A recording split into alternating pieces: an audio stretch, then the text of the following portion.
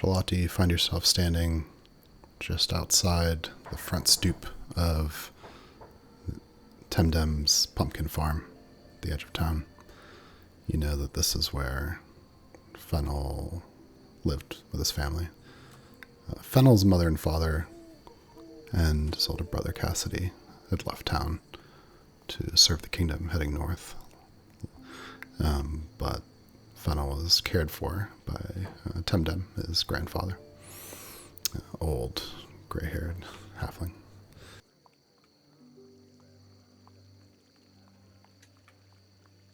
Audie squares her shoulders, takes a deep breath, and then bends down a little to knock on the door, on the halfling-sized door. A few moments pass. You hear a bit of shuffling. Then the door pulls open. You see the old man's wide eyes peer at you kind of around the door for a moment before pulling it farther open. Is there any news?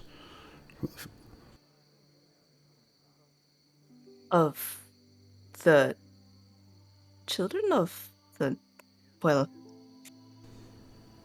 I heard about this disturbance. She is at a little bit of a loss for words. This is not exactly what she had been expecting.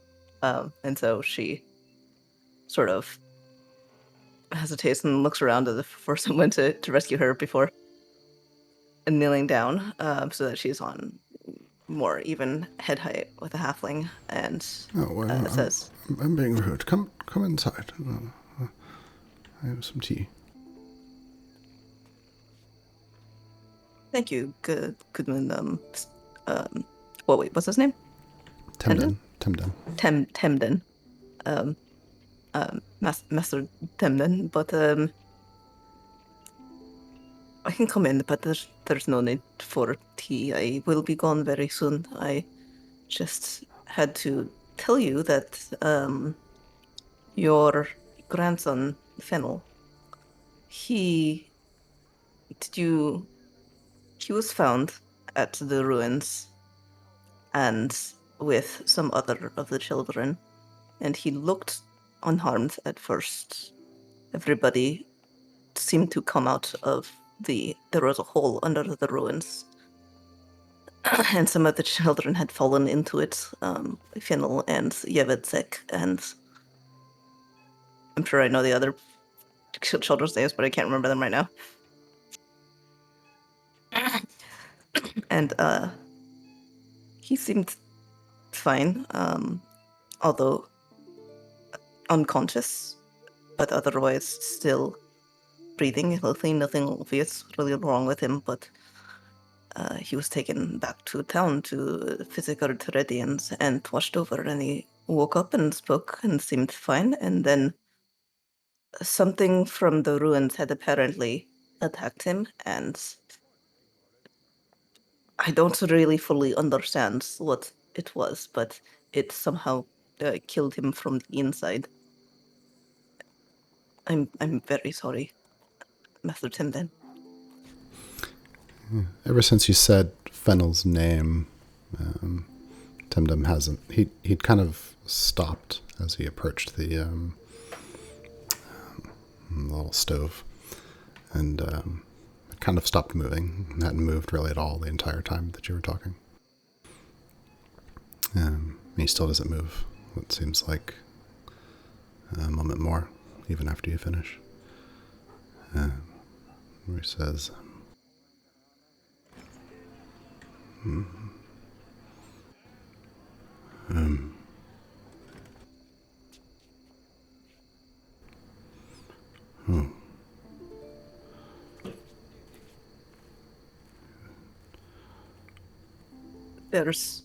His body is still at the Physicers. If you wish to, we can have someone bring him back to your place, or we can get started on the funeral arrangements. I don't actually know what the custom is, but whatever the usual customs are for the town. You one of Fenhol's friends? Mm, Not really. He was a few years younger than me. I think Yevetsek, my brother, knew him pretty well. I see.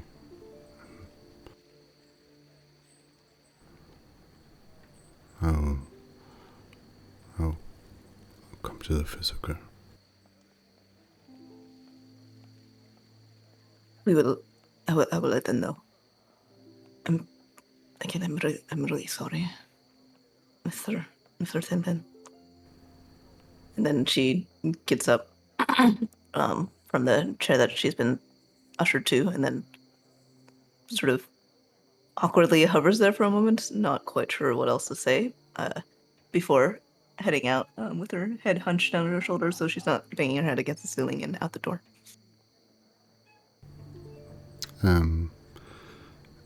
Before you've made your way all the way out, he says,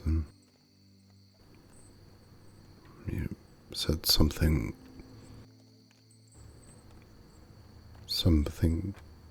killed him. Oh, yes. Sorry, I should have. Uh, it's some kind of creature or monster from the underneath the ruins, I think. And it did get away. It is very dangerous. Um, Everyone, it is apparently scared of light though, and likes to go underground. So if you have a cellar, it is best if you would come to the hearth so that everyone in the town can come there and keep an eye out and be able to keep each other safe. But at least light up your cellar or your house so that it does not creep in when you do not see it.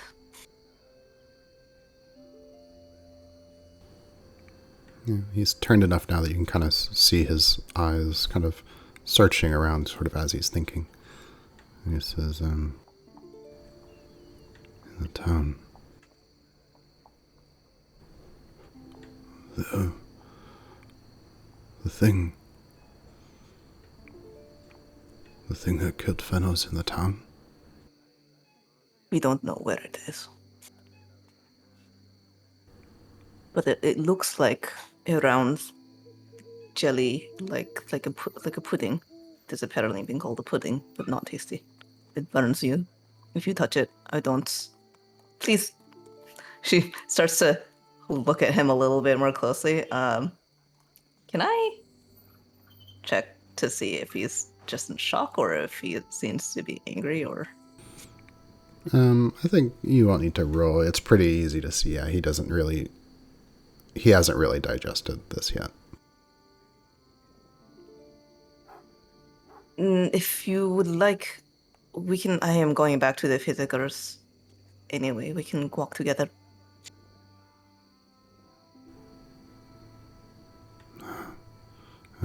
He kind of like starts to check his pockets and he checks something on the stove and then he kind of stops and says,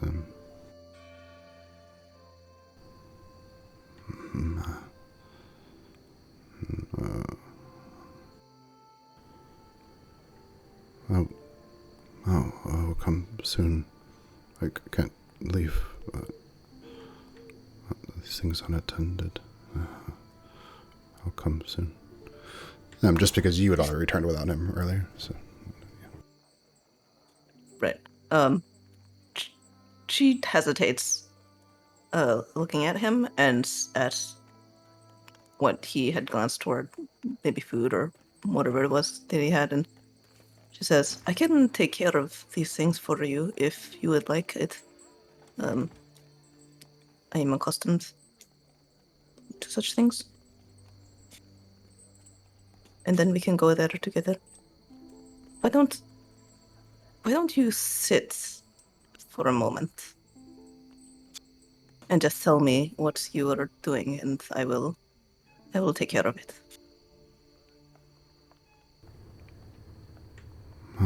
And she actually moves back and starts to pull out a chair. Oh, okay. Okay. sits down. And what kind of, yeah. And so later on, you find yourself hearing a pot boiling, in the same way that you had heard in Tendon's house. Now here in the physical, in the present. Sal, I think we'll say Sal is outside making preparations with the horse and something like that, and all of the rest of you here are gathered. Ava is busy sort of in the back of the physiker, working on some sort of experiment. She seems to have some idea that maybe with the right combination of salves and chemicals, she could find some way to protect someone from these puddings. Stuff like that.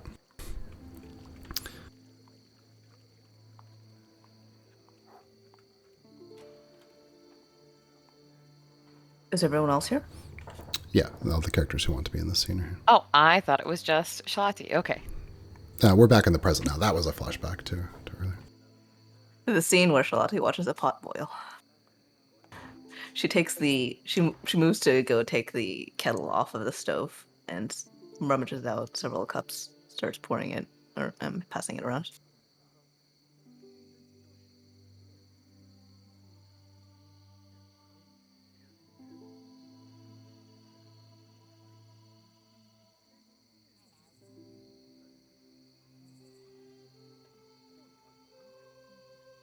So remind me even what all the plan is now. Are we gearing up to try and fight these puddings? Are we setting a trap? Are we gonna get the sheriff? I feel like it's been a week and it's been 13 minutes. I still think setting a trap might be the easiest thing to do. So if we have no idea what it is, and we have some guesses as to what it likes or dislikes. That'll go to the dark and away from the light, it seems. It may also potentially be attracted to warmth, which is why it may have sought fennel in the first place down in those ruins.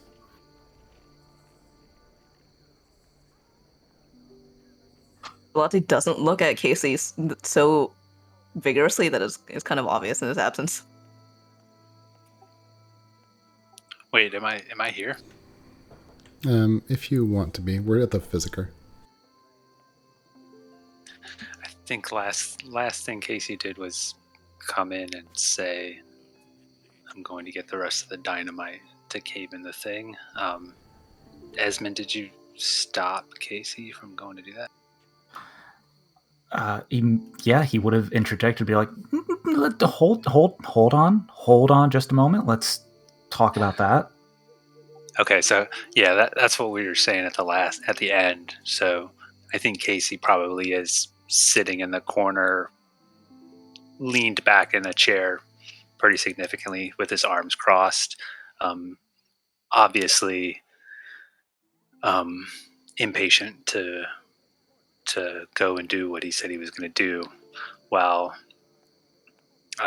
he waits for Esmond and the others to kind of work through this situation and the course of action. So yeah, he is there in the corner, I'd say.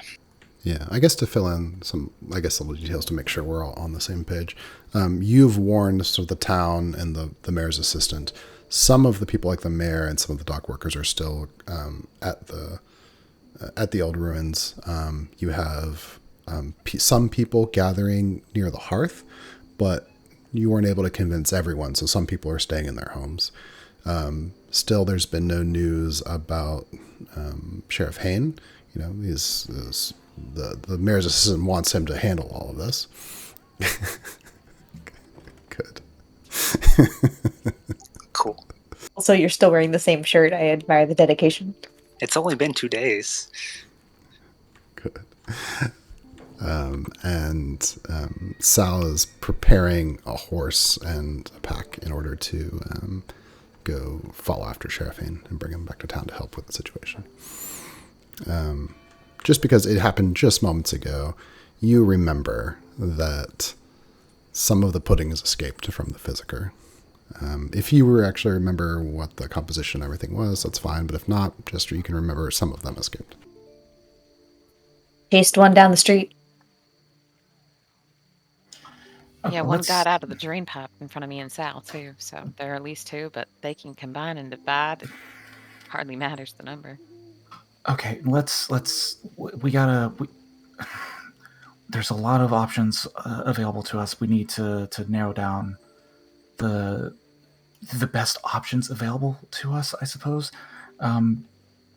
Immediately, someone leaving to find the sheriff seems like a lost cause. He left this morning towards the temple. If anyone were to try and catch up to him, we wouldn't see them, if we're lucky, again until tomorrow morning, after potentially other people have died and the issue has already been resolved. Finding the sheriff doesn't help us at this point. Taking dynamite to blow up the chasm is not an inherently bad idea, but none of us are demolition experts. I can do some very rudimentary calculations to give us a general idea, maybe, of the safest way to do that. But you could also potentially open up the chasm further. Yeah, that sounds like a bad idea. Well, it's not complicated. You just... No, it's incredibly complicated, actually.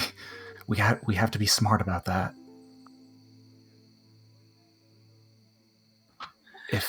If there were any other dwarves here, we could ask for their help in setting up the appropriate areas for demolition to appropriately close the chasm, but we could make it exponentially worse. How big is this hole?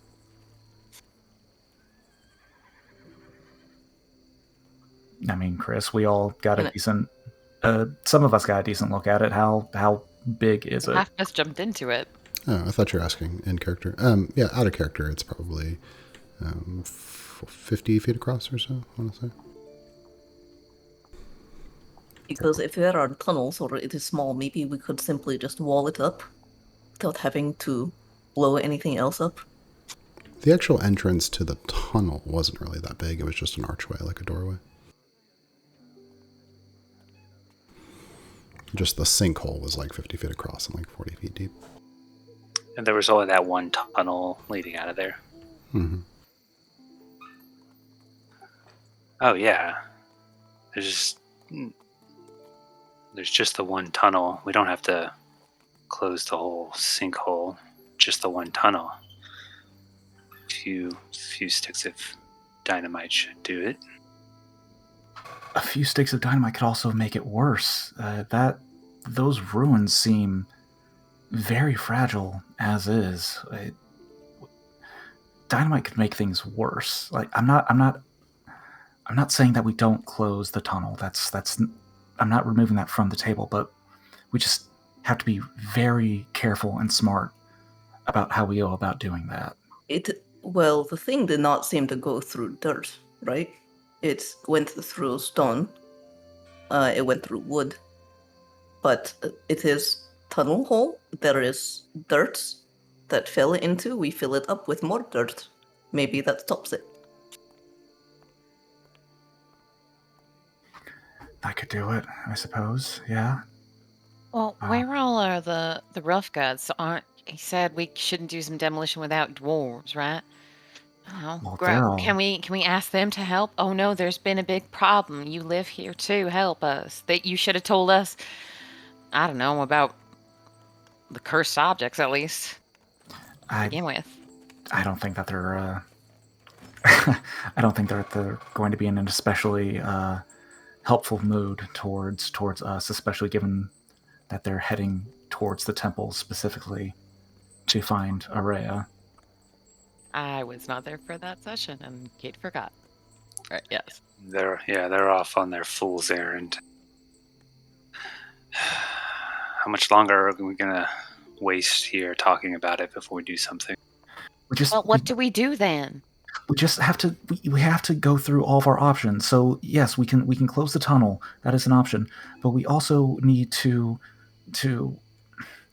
we can send out search parties throughout the village to look for the puddings. We can try and bring people back to the hearth so that everyone can look out for one another in one open space where no one can be surprised by the puddings.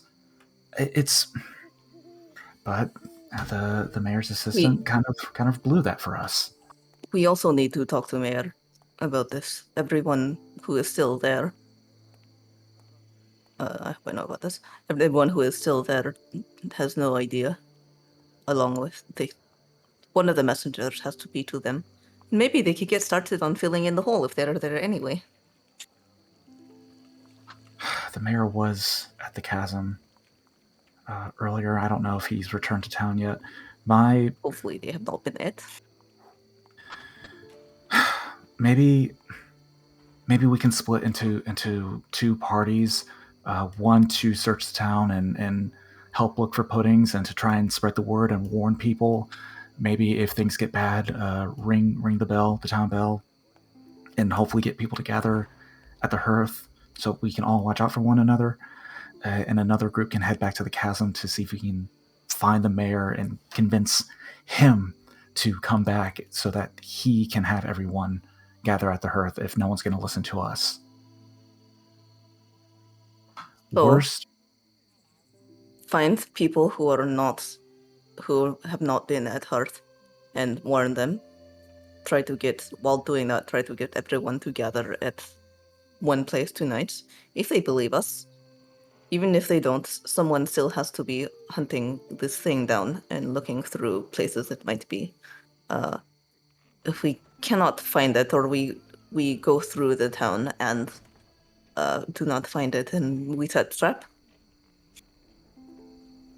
Either way, we should tell the sheriff, right? Somebody's got to go to the hole. Beth, can't you run as so fast we can't see you now? We'll do that right now.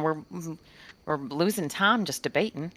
Even at Beth's top speed, with however fast she can run now, she would exhaust herself before she ever found the sheriff. How fast? Not the sheriff. I meant the mayor. Like, just go to the chasm and tell the mayor. How fast she could literally be there and back again. If you told them that someone was dead, then they probably would come back pretty fast. That's not unreasonable, actually. Beth, would All you right, be Beth, willing go, to do go, that? go. I mean, yeah, that's like my thing. Of course. I can go right now. She's like walking towards the door, like hand on the door handle, like, all right, I'm gonna go. Yeah, get out of here. Someone will be here to meet up with you when you get back. I'll see you off. Casey also goes to the door. Just to confirm, because my brain is currently putting itself, I'm going to fetch him and tell him that someone has died and we need his help. Right? Get him back to the hearth where everybody's going to be, hopefully. Okay. Casey exits with Beth. Kind of looks at him. Oh. Did you want to do something before we leave? Yeah, no, if we're both outside, yeah. As you start moving that direction, I'm saying, so how fast can you go? Let's find out. And he kicks off and starts running. Like, ah! And she starts running after him. All right. Casey takes off and runs. He's got a little bit of a head start.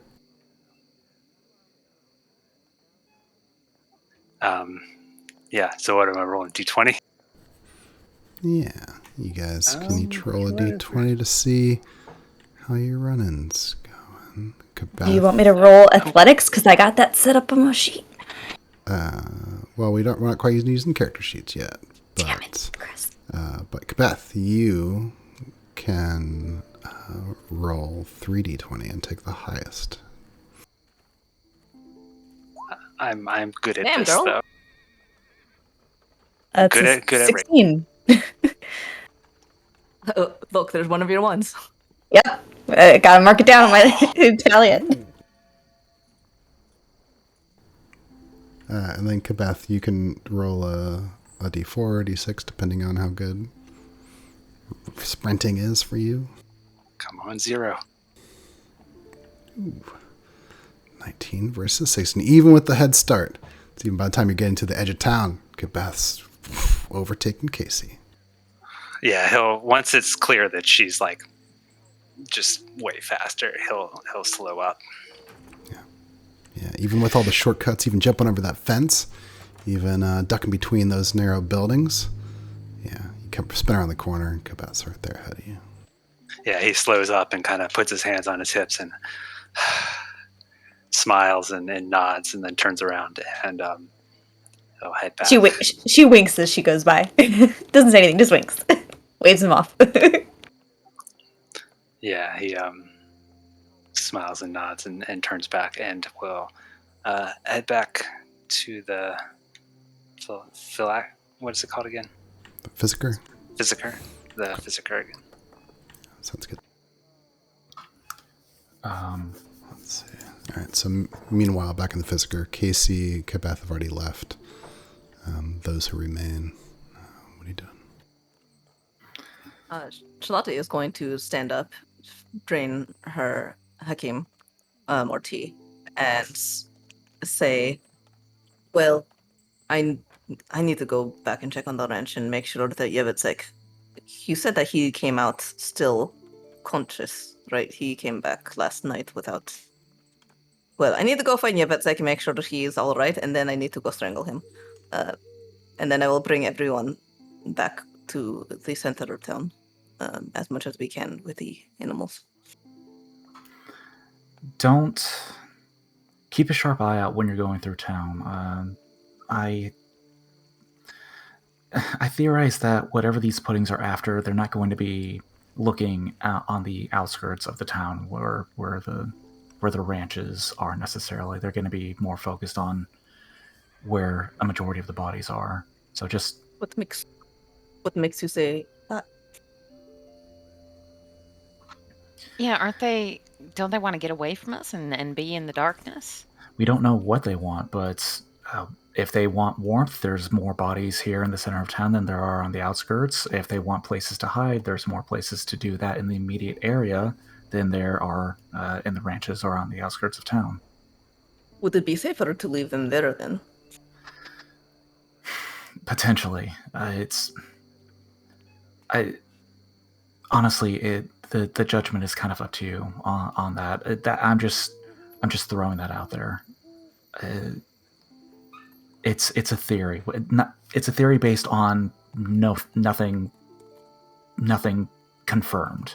It's just a general hypothesis. It seems to match some of the behavior that they have exhibited so far.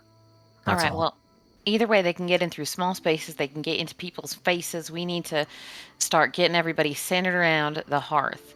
Araya, do you want to come with me?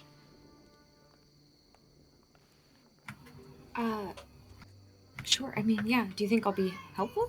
Yeah. I think I don't want to fight a pudding alone if I have to. No, yes. Yes. Yes. If you two are going to stay together, Shalati, would you mind if I come with you? I would rather no one be alone. We should really have some kind of buddy system so that everyone has somebody to watch out for the other person. I hear that is a good idea. That should probably be followed at all times. That sounds like a good idea. Yes, let's go. All right. Okay. And then I think Sel can stay here with Ava. Unless anyone thinks that we should send him off to find the sheriff, I think he should stay here with Ava so that they can watch out for one another. That makes sense to me.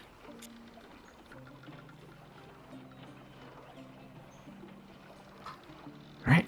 And Casey, you are on your way back to the Fisker. Doesn't take too long. And you see across the building rooftops a curl of smoke. Black smoke, different from the usual chimney smoke, curling up into the air.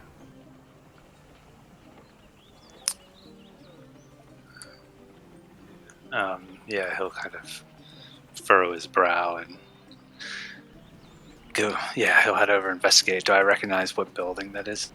You're just seeing it across the rooftops now, but you see it kind of coming from your left, and as you glance to your right down the street, you see Esmond and Shalati coming out of the Physiker. Not kind of opposite, not opposite directions, but like an L shape. Are they in yelling distance? Just barely. Ez! He'll yell out Ez. Esmond will turn around to see who he... Oh, okay. He'll point, like with wide motions in the direction of the smoke, and then turn and start running that direction. Esmond will turn. Does he see the smoke that he's talking about? Yeah, look between the buildings. You see a thick curl of smoke rising up. Western part of town. And this is definitely unusual, right? Yeah, this is like, doesn't look like normal chimney smoke. Or...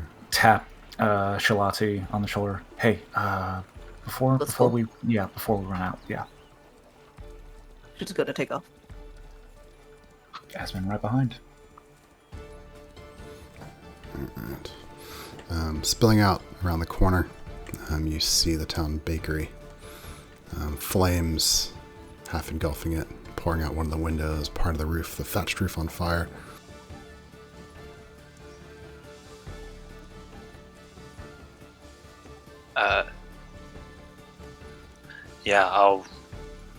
Do I see the baker anywhere outside, or who's standing outside the building anyway? A bit of heat and smoke hits you as you come around that corner. Through the open doorway, you see Sally the baker inside, with a big blanket trying to knock out flames, but you can tell there's no chance. I'm gonna run in to get her. You run in through the doorway. Incredible heat. Almost tries to force you back, but you manage to press through. Yeah, you see Sally at the far side of the room, blanket in hand. Edge of the blanket's on fire, trying to put out the flames. Casey kind of dodges and weaves through. Gets close enough and is just like, I believe it's a lost cause. You should come with me. And holds out a hand. Sally spins around, looks at you, and then looks at the flames. She just shakes. Roll to see how convincing you might be. Pull her away from trying to save her bakery. All right. That was a 15 plus 2 for 17. Pretty good. She looks at the flames crawling up through the kitchen, throws the blanket down, takes your hand. You're able to pull her out. Just as you're moving out through the doorway, you hear a groan of wood. Shalati? Are there other people around noticing this? Like, people who are kind of standing by? Has anybody else seen this and is shouting fire or anything? Not at this particular moment, no. Okay, Shalati is going to shout, fire! Fire! Form a bucket line! Okay. Yeah, and you guys start to hear Shalati is... knock on doors and stuff. Casey kind of emerges there in the doorway with Sally. You hear the groan of wood. The cat. You hear a groan of wood. A portion of the roof collapses into what had been the kitchens. Dust and kind of flames spread out there and kind of almost fill your vision, Esmond.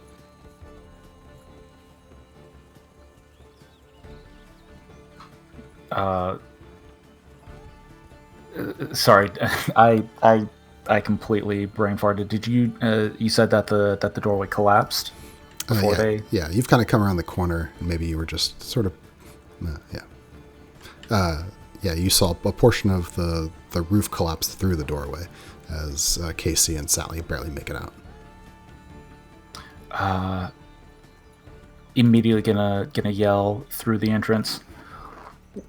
Look for another way out. There's got to be another way, and he's going to start circling around the building to see if that there's a window or a door. No. I mean, they just barely made it out.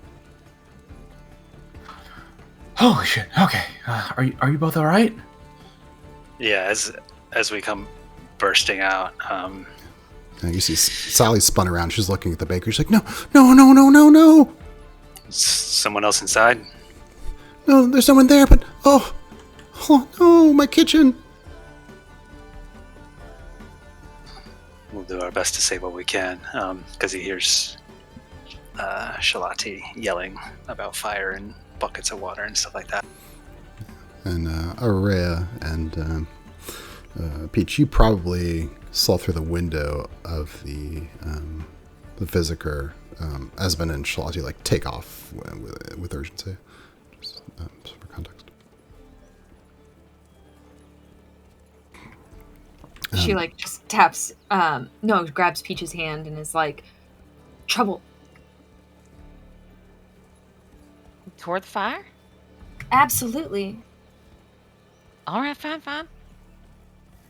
Where there's fire, there's pudding, right? Or at least last time. Okay.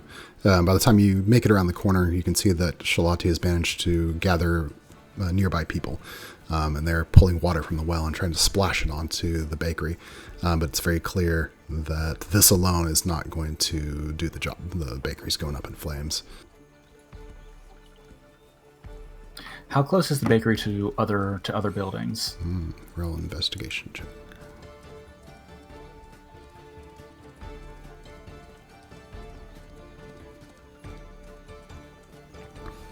Yeah, there's definitely some danger if you don't get this underhand. The nearby buildings might go too. Are they? Is it that they will catch from the roof, or the fire will spread from building to building? Yes. Like there are flaming big embers, like starting to, be carried away by the wind, and they're threatening to land on other rooftops, and the heat's also getting intense. Esmond is going to turn around to the group of people and start shouting, "The bakery is gone. There's no saving it. We can save the other buildings, though. Everyone, start throwing water on the other roofs of the surrounding buildings. Start digging a trench to keep the fire contained around this building. We can prevent it from spreading and destroying the rest of the town." Sally spins around. No, the bakery isn't gone yet. You can save it. Don't let it go. You're going to roll off with Sally to see who does a better job of convincing. It's nearby. Natural one. Come on, Ez. Oh.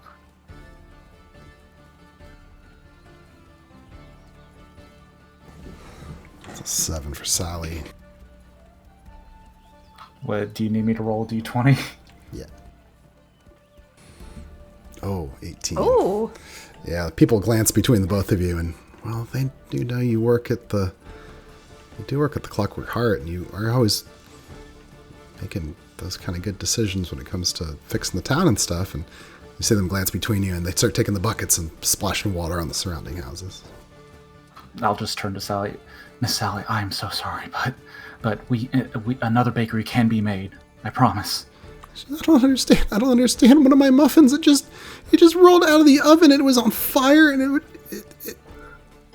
Hold on. No, sorry. One more time. A muffin rolled out and was on fire? What? One of the Did muffins. it look like a slime? What? Sulfur muffins. Where did the muffin roll off to, Miss Sally?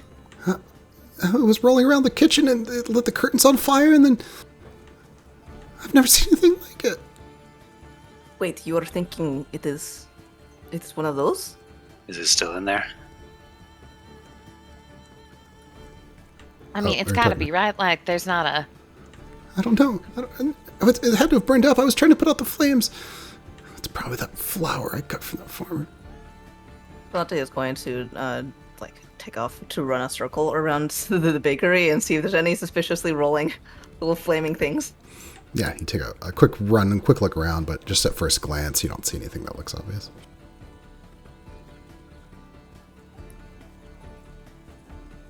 Where are we getting the water There's a well nearby. I'm gonna start going to the well and bringing water. I'm just gonna be helping with this chain. Yeah, Peach will also assist. Can can we still see into the bakery? Kind of, yeah. Through like some. I mean, yeah. There's a doorway. I mean, it's engulfed in flames. There's intense heat coming out. Sure. And gotta try. Could I try to peer inside and see if I can identify the pudding or the muffin that she's referring to? You could definitely try. Give it a roll. Perception. Identify muffin. Muffin. 17 plus 1, 18 total. Yeah, you peer into the roaring flames, heat on your face, trying to make out any sort of distinctive shape or erratic movement like you've seen before, but you don't see anything. I'll just pull back to Shalati and everybody. If the pudding's in there, then there's no way that we can get to it right now. The best thing that we can do right now is just try and contain this fire and see if we can get to it after the fire has gone down some. You think it will have survived? According to the tome from the Physiker, they seem to adapt to whatever element that they're exposed to. I think it's... I don't know if it's going to survive, or I don't know if it's going to thrive necessarily, but I definitely think it's going to survive whatever is happening in there. Behind you, one of the town's the pulley cable wheels are squeaking around behind you, and this is pretty normal. We'll carry like packages and stuff like that. There's a small hay bundle that gets pulled through the alleyway behind you, and it's just engulfed in flames.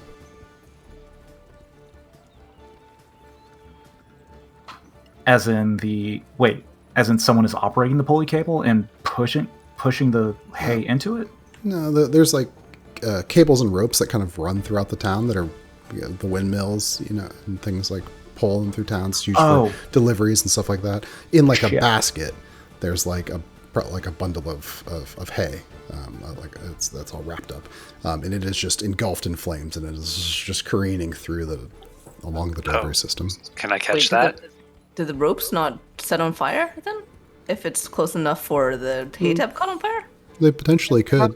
Metal cords, it wouldn't. They potentially could, but in this case, just whatever's in the basket is on fire, and I'm gonna run and catch it. Yeah. And you're not sure that you're not sure that this was caused. I should say it's not clear that this was caused by the bakery being on fire. Yeah, but it's a ball of fire that's leaving our immediate area and going into town. So, yeah. Sorry, can I clarify? It didn't go through the bakery and catch on fire. It was just nearby, and then suddenly, spontaneously, okay. Yeah. Well, you didn't see it ignite, but you see it passing by behind you through the alleyway, and it's on fire. And it doesn't pass through the bakery. It does not pass through the bakery. Okay. Yeah. I'm gonna run and catch it. Is there an easy way to knock it off of the track? Potentially, if you had something to hit it with, but as you take, I have a sword. Oh, you do. You have a sword from the caves. All right. I hit it with the sword. All right. So roll to see as the cable is pulling this thing down along the track. Roll to catch up with it. Roll catch up. Okay.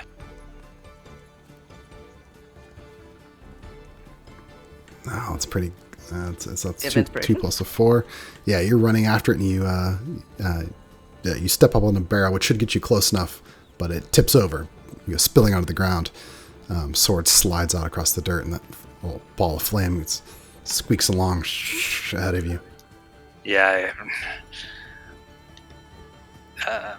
Furrow my brow a little bit and get back up, scoop the sword back up, and run after it again. While he's doing that, Esmond is going to run to the nearest operating lever to try and shut down the pulley system. Ooh, all right. Yeah, you get over to one of the emergency levers. Yeah, roll. Essentially, it's going to be an investigation sort of thing, like an intelligence. But I think if you're Esben being familiar with this sort of thing, you can certainly add a d4. If like engineering and this sort of stuff is your best thing, you can roll a d6. Oh, it's definitely a D6, baby. Ooh, it's 14 plus a 6. Yeah, you see Esben pulls on the lever and you hear a squeaking sound. Charlotte? I think I don't think she's actually quite gathered what exactly has happened, but she just sees fire heading toward somewhere else and was like, fuck, this thing needs to be stopped. So she's going to... Is it within jumping distance, the rope overhead? The rope is, but it's moving pretty quick. Yeah, she's gonna try and leap up to catch the rope and pull. She probably keeps a knife. It's like just a work knife with her. And she's going to try and catch the rope and then saw at it while, everyone else is doing their thing. She's not exactly coordinating with anyone.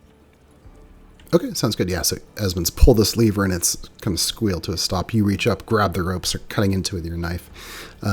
Wait, is the rope pulling her along too? It would have if Esmond hadn't stopped it. Ah.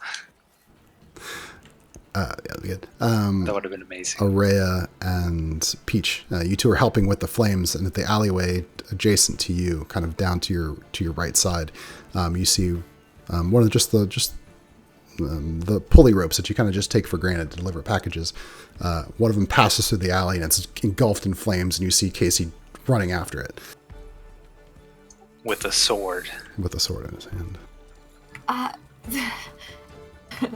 Do I have a bucket of water, at least, since that was my last thing, Yeah. was like, go get a bucket of water? Yeah, you probably have a bucket of water in your hand. Chase you with a stupid bucket of water. All right, Araya goes running around the corner, bucket of water in hand. Peach, what are you doing? Same thing. Peach isn't in this bucket line anymore. She's chasing after Araya with her own bucket. All right, you guys spin around the corner, and just then you see the cable line stops and then goes taut, and the basket drops into the ground. A big kind of bundle of flame and debris kind of rolls out of it. Throw the bucket. All right, give a roll for how accurate you are with this water.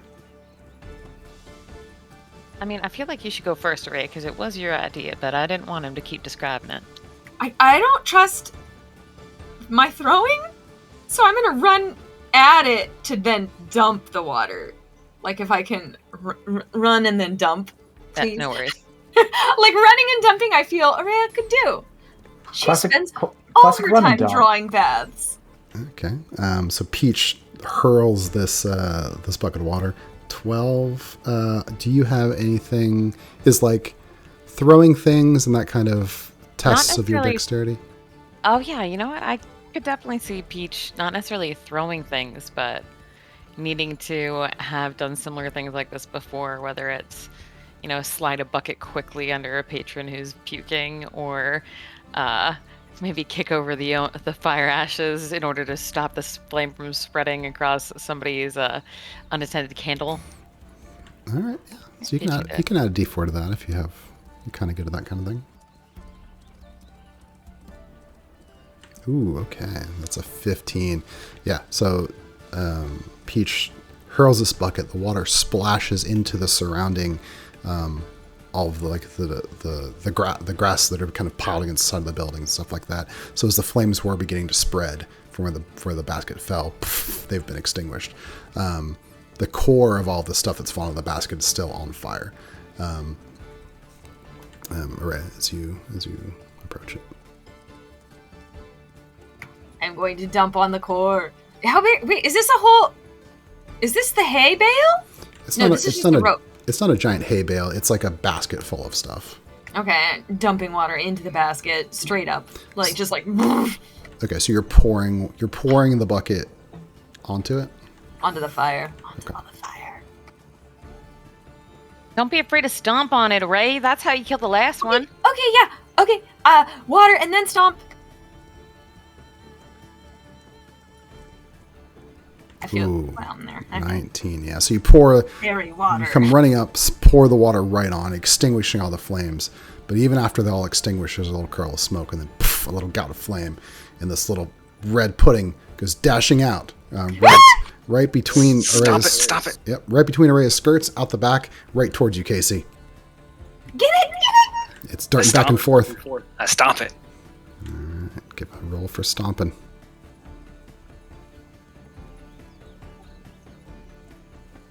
trying to decide if I'm good at stomping.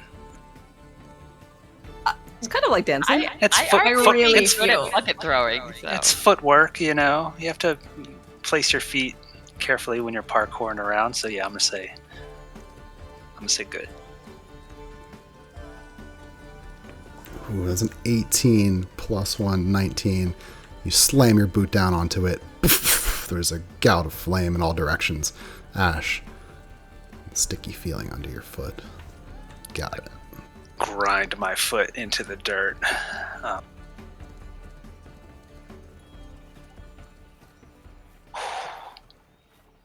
Kind of move the sword around to the side. It's dragging it in the dirt there. And he looks up at the other two. Well done. I think we got it. And I lift my shoe and kind of look at the bottom of it. Actually, I'm not wearing shoes. Oh, just your bare foot. It's all gross and sticky. Yeah. Is it? It's kind of hard to see where it ends and Casey's foot begins. So I'll sort of just. It'll wash off, I'm sure. Are you sure it's not just going to be a part of you? I'll guess about that time. Esmond and Shall probably make it around the corner to be able to see what's going on. Is it wiggling still? Stomp again. Like slide. Yeah, he'll stomp down again and then kind of rub his foot into the dirt and the wet So dirt as well. The fire did not get anywhere then. Good. It was one of the things. Stop. Take your foot off. Oh. Yeah, there's like a gooey like pull, like stringy remains as he pulls his foot up. Do you have a rag or something? Luckily, still has her knife out, so she's going to approach and kind of scrape it off like you would gum at the bottom of a shoe. Peach would grab a rag out of her belt, probably has a million of them, and hand it over to Casey. Esmond is going to kneel down to the remains of the pudding and kind of observe it. It's not moving at all or anything, is it? It wiggles a little erratically here and there, which maybe kind of freaks you out, but you realize it's sort of like a vestigial kind of wiggle, and then it kind of dies. How big was it?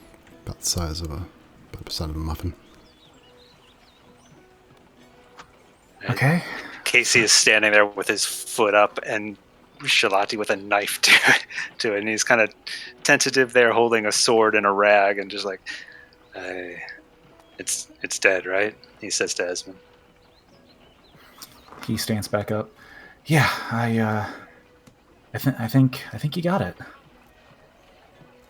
Good work, everyone. That was really sporadic and incredibly well executed on all of our parts. So this is the slime that killed Fennel? I don't know. Peach, Araya, you were there for it. How many more of these things are there? Is this the main thing? Is this it? If we're going by size, this isn't big enough to be just it. I had something about the size of my fist in that jar, and that burrowed right out. But as far as we know, they're merging and recombining. So we killed a lot of it. Yeah. That's real good, but it could be any size left over. So potentially 3 unless they split again, right? And this is one of the 3. Fewer than that if they merge. To give some context, I don't know how much I've described size. The black one that you found in the chamber with Fennel in the old ruins was about the size of a sack of flour. You know, you'd hold that with 2 arms. Pretty big. The ones that emerged in the Physiker, easily hold them in your palm, pretty small. This one that you just stomped here, pretty small. But, and I'll just kind of give you this, and you don't have to roll for this. The one that Ava hit with the torch caught on fire and turned red, but Araya stomped it out and smushed it. None of the red ones. There were no other red ones that escaped.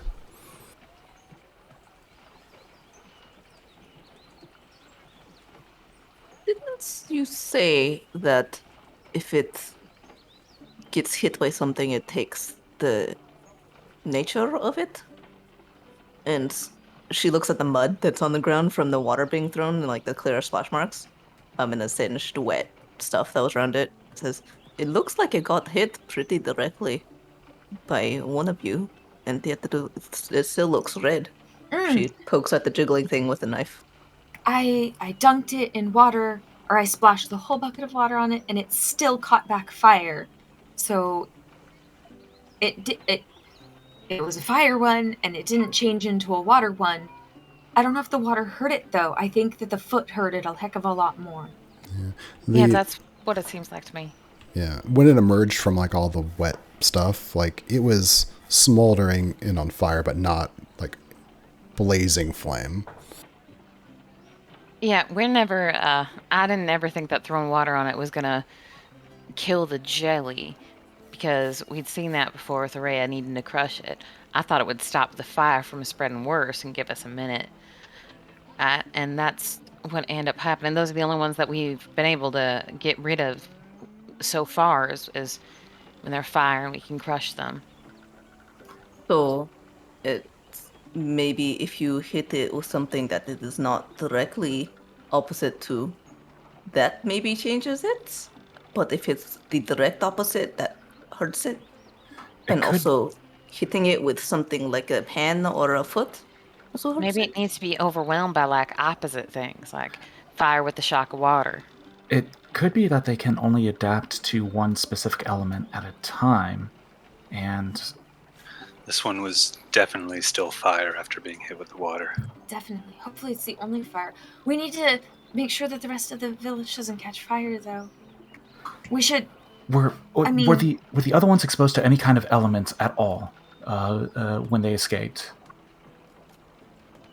Blood.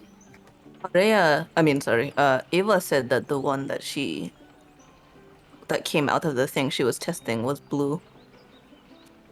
Or wait, it was blue or was it yellow? Blue. I originally said yellow, but I corrected it later to blue. I don't know what she was doing with her thing, but... Okay, all right. Follow my train of thought for a moment. The pudding that was exposed to fire adapted to the fire element, and we next found it in one of the warmest places in the village, in the bakery, in the oven. Is it possible that whatever element that they're exposed to, it's what they seek out? I didn't get the impression that the fire one was the one that made it away. I thought Array had taken care of that, and then there was a gray one and a black one. Is that... I'm confused how many of these things we're chasing. Everybody roll just a straight intelligence check. Should it just be the people who have actually seen it? Yeah, you need to have been in that scene. Keach remembers about as well as Kate does. I wish I could contribute to this better. I'm smart. I'm not brilliant.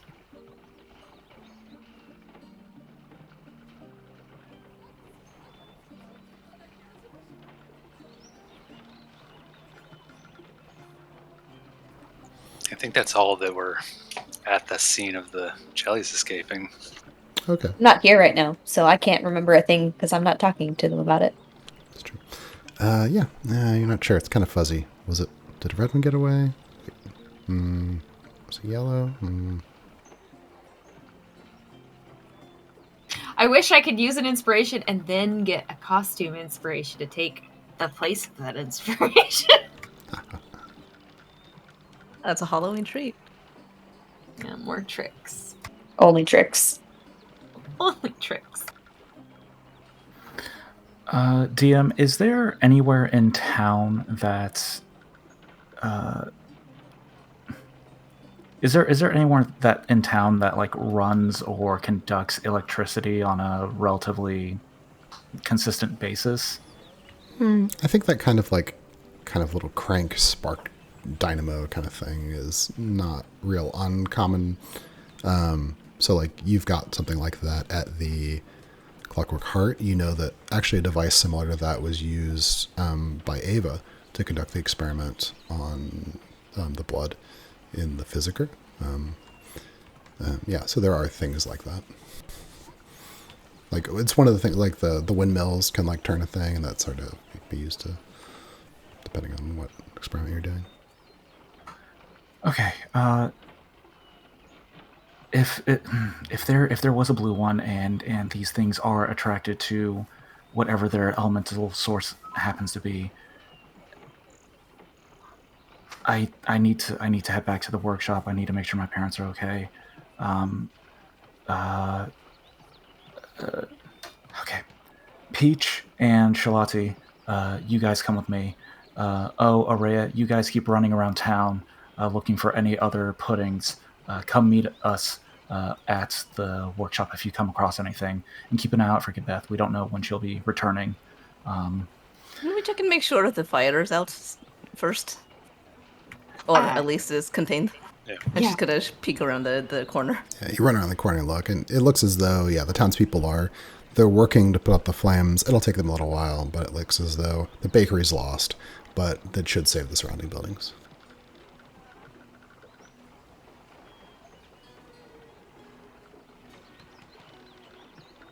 And for some reason, Espen just breaks into a victory dance. He just, Why are you so happy? That's really weird. he just loves being right. Charlotte nods and says, "First we check your parents, and then we check for mine gone, but the ranch, or at least I will go after that. Accompanied or no." Yes, agreed. Okay. Gebeth. Chris.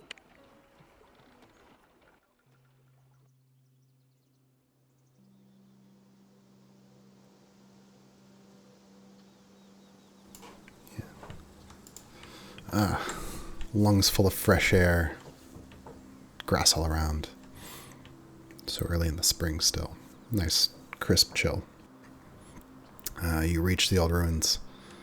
You can see a little bit of scaffolding has been built. You can see... Oop. Oh no.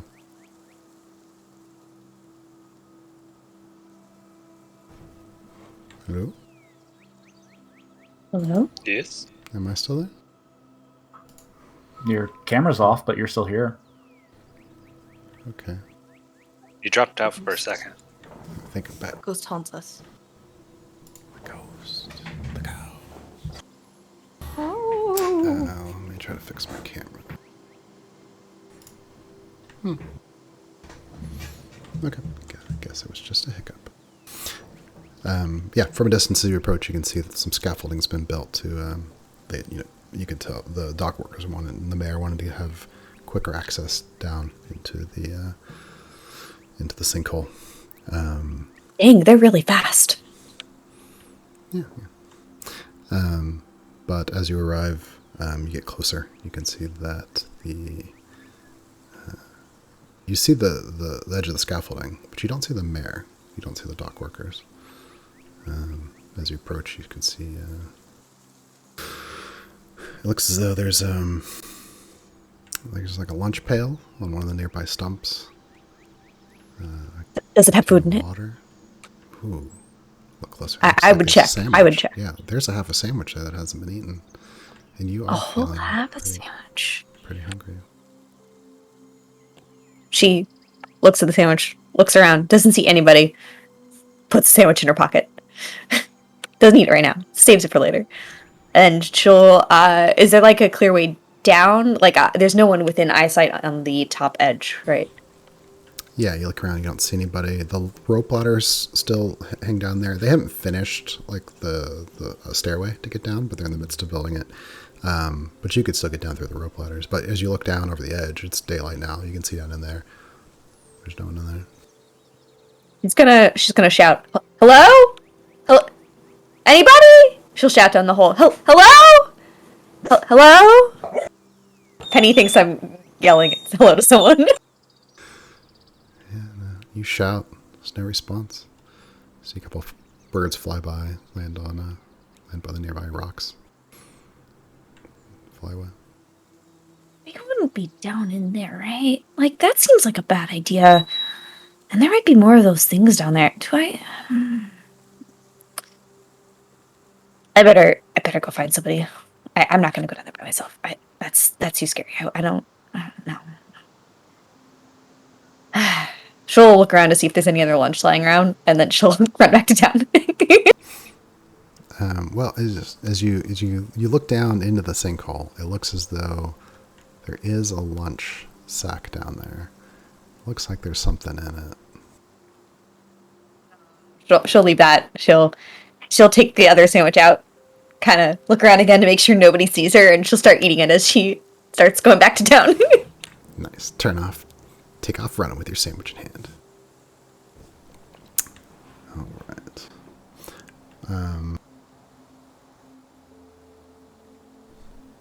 I think, to make things convenient, by the time you're returning to town, you catch a glimpse of a group of your friends heading into the Clockwork Heart. They're not at the. She's just going to run, so she like casually catches up to them and just like walks in behind them and is like, "Hey guys, what's going on?" Like, she doesn't greet them from a distance; she just appears behind them. Wait, so did you tell the mayor? I couldn't find him. There was some lunch set out. Like, somebody had like started eating lunch, but there was no sign of anybody around. I don't know where they went, and I was not about to go down in that hole by myself. So I came back here because that's the smart thing to do. Yeah. Wait, hold on. I was just there a short time ago. What do you mean no one was there? No one was there. Did you see anybody returning?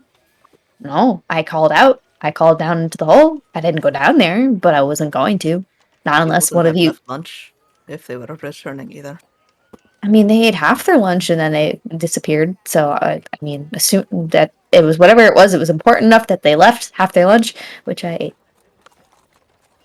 Okay, all right. One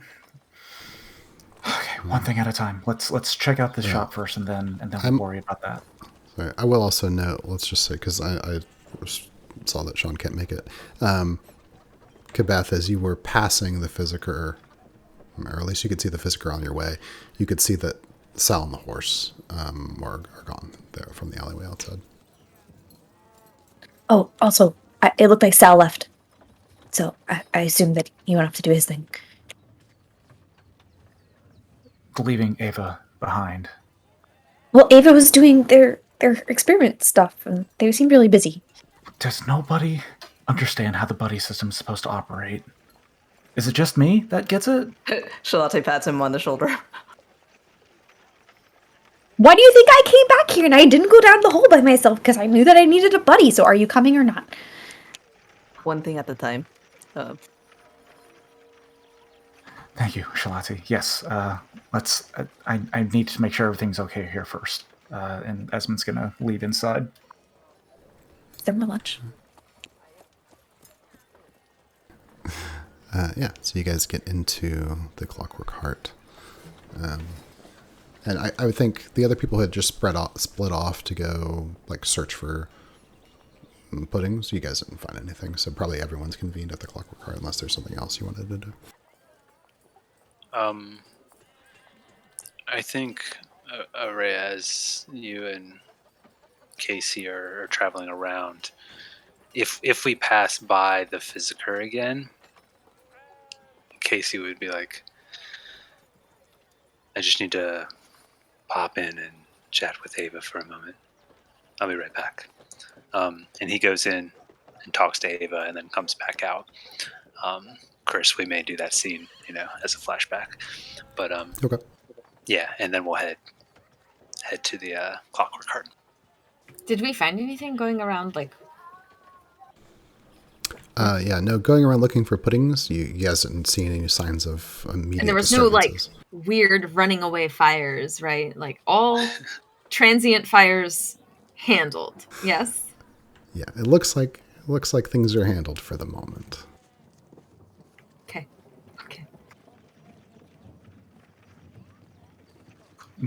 get inside. Mom, Dad, you guys here?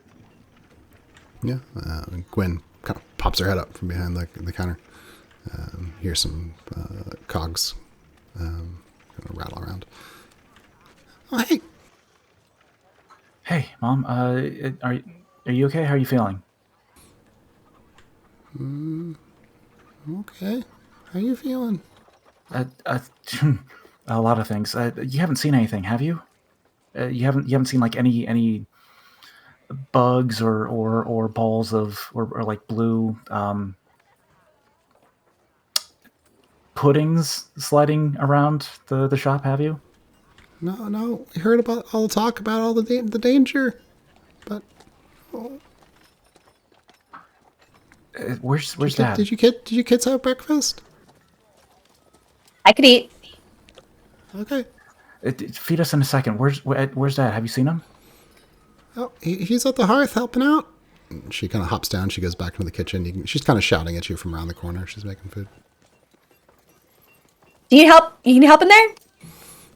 No, I got you, honey. Beth, would you go in there and help her keep an eye out for anything, please? You got it. Please don't eat all my food either. You got it. Thank you. Esmond's gonna walk into the back of the shop,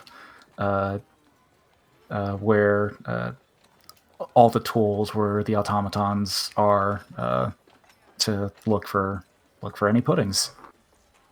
Lottie has kind of like stayed in the back, like sort of faded into the background, because she knows that the clock rides don't like candies generally, even if it's not her personal thing. And then tails Esmond into the shop and is like kind of starts to look around, poke with things. Does anything appear amiss? Yeah, you head back into the workshop of the Clockwork Heart. Between like two little rods of copper, there's like a little arc of electricity from one of the devices that's back there. You could hear the whine and the squeak of the wheels as the rope pulley system for this sort of section of the town. There's rope passing kind of between the kind of passing through the window, essentially. A basket, empty basket, kind of flies by. You look at all the piles of things, all the places something could hide. But looking around, nothing catches your eye as being amiss.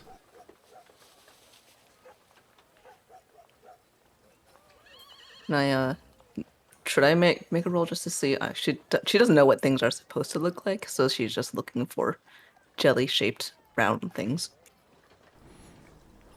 Yeah.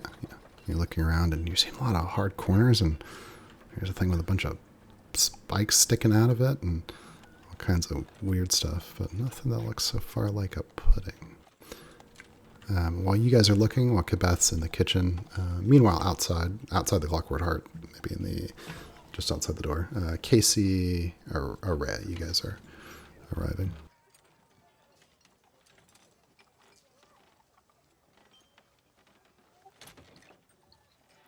So did you pass out earlier? What happened? What happened there? I think we're really cursed. I think the jewelry is really cursed. I didn't even feel bad before I fainted, and I was asleep for like 12 hours. Nothing. But what did you feel when it happened? Did it feel like it had anything to do with? Was it a ring that you had? Yeah. You feel like it had anything to do with that ring? I'm pretty sure the moment that they put it back on and it started glowing, I looked like I was improving. I trust Ava and her doctor, but Tell me this though. Do you believe that ring is cursed? Did you believe it before you passed out? well, I mean,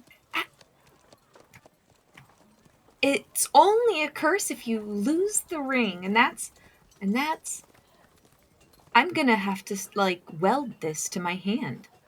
But Ava's been checking you every hour. Certainly you knew how long you had it off.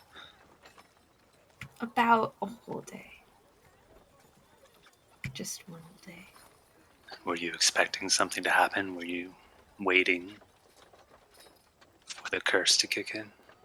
No, we were running to catch up with the sheriff. I mean, honestly, my mind wasn't even thinking about the ring or...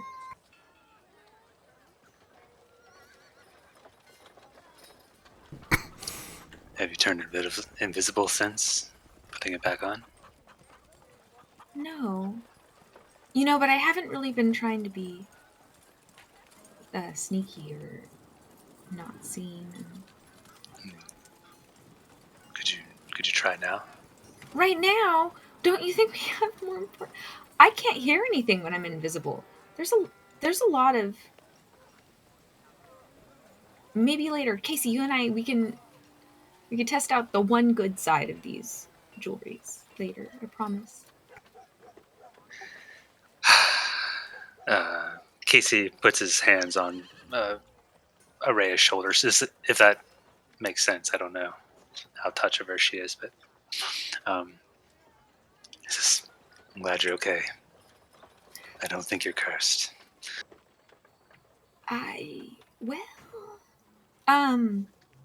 Hey, maybe it's not so bad, and everybody will be fine, and we'll have answers, and we can give back these things one day, and it'll... Yeah, I think that the jellies, puddings, jiggly things, Slimes. yeah, I think that those are a far worse curse for this town. This is such a simple thing. If I don't take it off, I'm not causing anybody any trouble. And right now we've got to figure out where the rest of them are. Well, Are you holding that sword?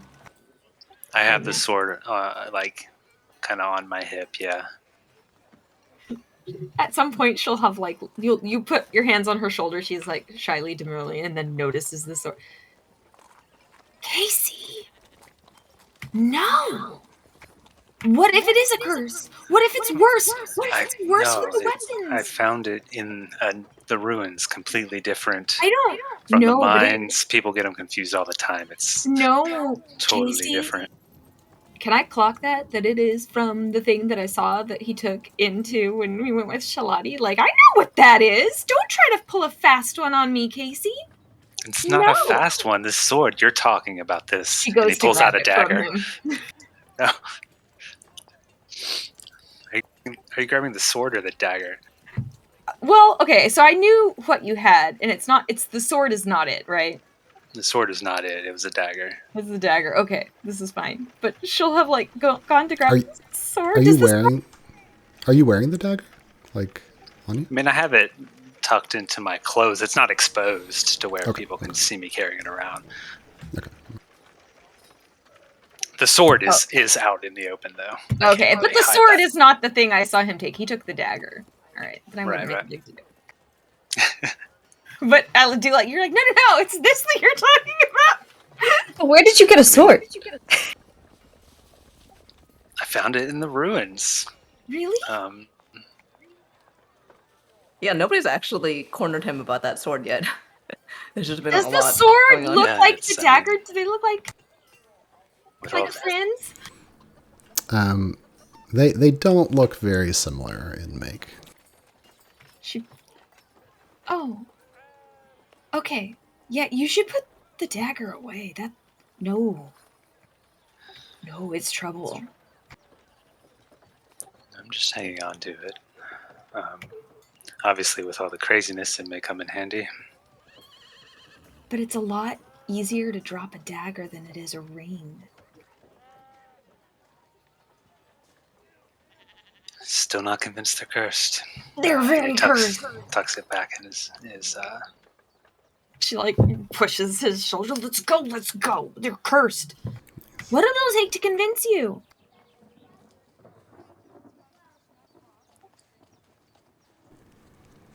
Yeah, Casey, as you guys start to move into the Clockwork Cart, roll for me like a perception check, if you would, please. Okay.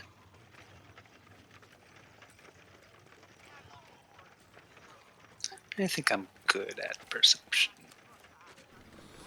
Ooh, 18 plus 4, 22. Yeah, at first it feels like as you're heading through the doorway, the sword catches on the wall. At first that's what it feels like. And then you hear like a metal clang, and you spin around just in time to see Araya's tail has taken your sword from your belt and is dragging it, has like pulled it free and is dragging it under the volume of her skirts. Araya, No, this is embarrassing.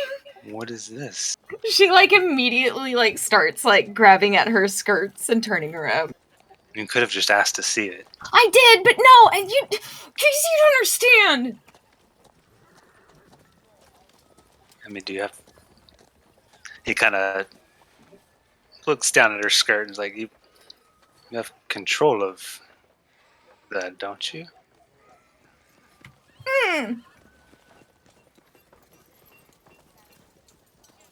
Good, just go in. I'll give you back your stupid sword. And we'll talk about this later. No, And he heads in. just no. Don't even mention it. Don't tell anyone. We'll talk later as he opens the door and goes in. She struggles. Inside, Kabeth, you have an armful of hamster pie. You've got you got some loaves of goblin chefs. You got Yes.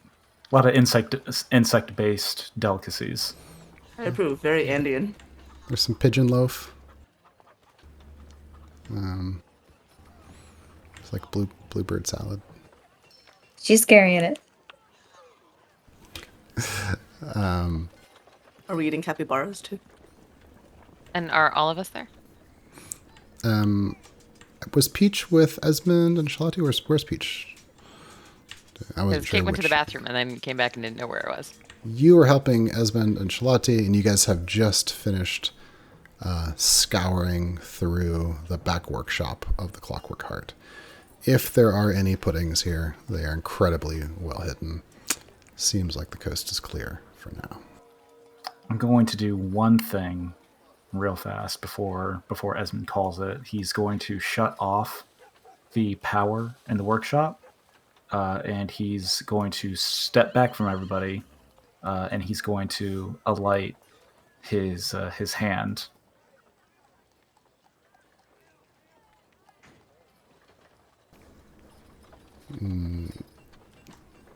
Wait, how? With shocking grasp. Okay. Yeah, lightning of course is along there. Wait, maybe. Keeping an eye on anything that may be coming towards him. Okay, yeah. Look around. Nothing. Yeah, Have, Casey, have we seen Ez do this sort of thing before? Yeah, absolutely. Especially after the accident where he blew off his fingers.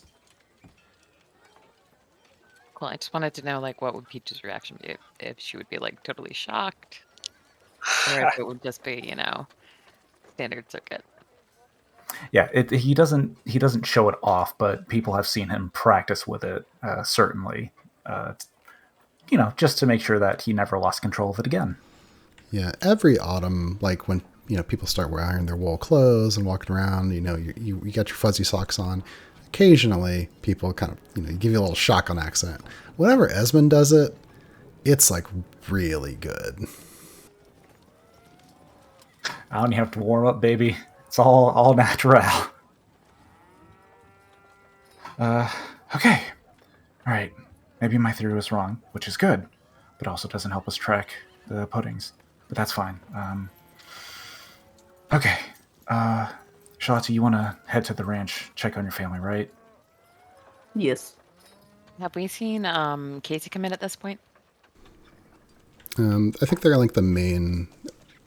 Casey Array are like in the main front part of the Clockwork Heart, and then Quebec's Oh, like okay. I was coming out of the gonna kitchen. I was just gonna say that if Peach had noticed Casey come in without Araya, she would like pop outside to like check on Araya. But it's fine. Yeah, I mean, you could look through the doorway and see him come in. Yeah, Peach would then, I think, she'd look at us and be like, well, you two have this under control, I'm sure. Holler if there's a pudding that attacks you. And she'd sort of skip out the door and toward the front. And she'd, passing Casey on the way, would say, so, it's girl problems with Raya? I'm sorry. Does she need me to help her with like a dress or something, or a girl thing? I mean, she was right behind me. Sure. And Peach would kind of brush past and go, oh, Raya, do you need something? I think she's still outside in the front, like had like pushed him ahead into the door as she's like Yeah, she I'm is all assuming- in her skirts. If you come outside, she is all in her skirts, and We don't actually have to do a senior conversation, but Peach would be assisting with this girl in her skirts and her tail. She would be helpful with this. highly embarrassing. Well, a conversation might be interesting because this is a new thing. So let's have Peach. Yeah, you come out through the door. Araya's there, clearly flustered. Raya, are you all right? I'll be in a second. Do you need some help? Girl, you can tell me. I've seen like everything. I've never seen this, and it's my tail. Tail? Half the people here got tails. What, you're just coming late or something? No. You know, I thought my tail was going to sprout for about 13 years because everybody around me's got one. And nope, I just keep having a peach butt for the rest of my life. So, I mean, a tail's no big deal, okay? Let's just figure it out and we'll find a comfortable place under your skirts for it. I mean, she just kind of like lifts up her skirt in the back. She's just like, you don't understand. You won't give it back. It won't give it back? What does Peach see? The tail has the sword. Yeah, you probably see the tail wrapped around the hilt of a sword, kind of brandishing it, but it's not very strong, so it's kind of dragging it on the ground. Oh, Araya, This is the Araya. weirdest puberty talk ever. Yeah. It's all right. Just take a few deep breaths. It's okay. We can calm down. And This isn't normal. no, I know it isn't normal. None of this is normal. I'm not saying it's normal or that your anxiety is ill-placed. I'm just saying we need to take a few breaths right now just to help our bodies relax. Just to relaxing help you sounds calm. good. Yeah. Okay, you got the sword. You wanted the sword. You wanted Casey's sword, and now you got it. It's fine now. She Do you like. mind if I try to... I think it would be worse. Okay, no worries. That's why I'm asking. Yay! We got the Trust sword. me, I've seen all kind of different things. She just sort of closes her eyes and starts like mumbling under her breath, like small prayers, and just like breathing through her nose, out through her mouth, trying to achieve some level of calm, willing things. Now, just to let's drop it. think about the fun parts of this though. Are you gonna need new dresses, right? Or are we gonna alter these ones? You know, what kind of mobility are you gonna have? It's prehensile. Not everybody's tail is prehensile. That's a whole added class. That's I don't wanna be different. no! Don't panic! No. Okay. No. New clothes, Meanwhile- no. Meanwhile, inside, Gwen kind of sitting there, I think probably sitting there next to Kabeth, kind of at the table, and she takes a bite of pie. And she leans a little closer. She glances in the back, make sure no one's listening. Looks over, kind of Kabeth, and says, "Hey, I got a question. Yeah, what's up? Oh! Has husband been seeing anybody?" What the fuck? Yes. Beth almost chokes on her food. She's like, oh, he's got a lot of friends. He sees them all the time. I mean, like a special person. I don't know. This is really good pie. What is in this? Tell me more about what this is. Oh, yeah. This is like the best I've had at your house. Yeah. Yeah, there are so these good. pigeons. There's pigeons. They're always landed in the back. And she kind of goes off. Beth's shoving her face and just nodding. Her mouth is now always full, like cramped. She only mutters through food now.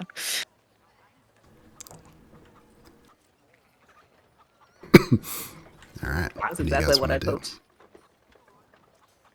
I don't even want to do another scene. I want to go home. You are home. You are home. Shit. Shalati, it's kind of when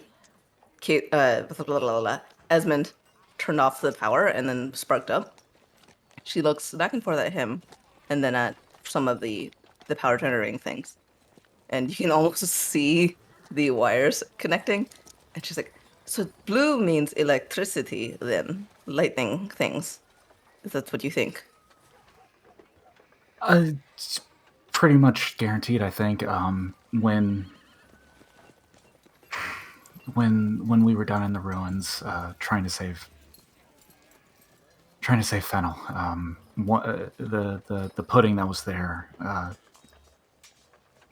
came at Ava, and as a reflex, I just kind of reached out and deflected it with my lightning, and then it split off. One of them remained black, but the other one, the one that split off, became blue. And I think the connection is just that. It was So that is exposed to some why- kind of element. So you could be good bait. So do you think are there other things that make lightning in town that we should go check and maybe turn off? There are potentially. I mean, well, DM, there are. Yeah. If there are other devices like the one you have here, there are probably a couple throughout town that you could turn off. Yeah. Yeah, I think it's there are a couple around town. If we leave this one off, and we go one by one, checking all of them, turning them all off, maybe my theory isn't completely far fetched. They're pretty rare. There's one at the Wanderlust that actually powers like a novelty lamp, and then there's one at the lighthouse. So that's kind of actually somewhat out of the way. Or is the lighthouse near town? Lighthouse is it's like 20 minutes ish along, like out in the rocks directly at the mouth of the fjord. Well, if you take Beth and Esmond and Peach, maybe Peach might be handiest for talking to her mother and getting the one at the Wanderlust turned off. If you take Peach and go to the Wanderlust and the the lighthouse, I can go with Kibeth to the ranch and make sure everything's fine. I think that's good. Okay. You want a snack It's gonna- before we leave? Yes. She's gonna go into the kitchen and say, Kibeth, I want your company and also food. He's in the middle of stuffing something else from Russia. Huh?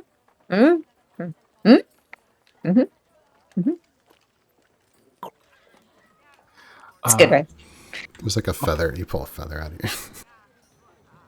She uses the other side of the feather to like kind of pick her teeth for a moment before. Hell Says, yeah. let's go to. I want to go back home to check and make sure that everything is well there, and also to shake Kivetsek until he gets some sense into his stupid little teenage boy brain. Sounds like fun. Let's do it. Thanks for the food. Sorry, go ahead. Esmond walks in as they head out. Hey, Mom, why don't you head to the hearth and just hang out with Dad? With these things running around, I don't want either of you to be by yourselves. Okay, well, I was gonna take some stuff over there. I could go early. Okay, we're going to be heading to the Wanderlust actually. So how about we help you take stuff to the hearth and then we'll head out. We'll separate from there. All right, yeah, you can carry all these baskets. You're the big, strong man arms. I can carry things too. I'm going along with this. No, it's okay. Ezra is really strong. Esmond just looks at y'all. Just Well, go on. Just show that strength. We're all just like standing around waiting. Before too long, yeah, Esmond's carrying 3 baskets on each arm alone as you guys leave, leave the clockwork.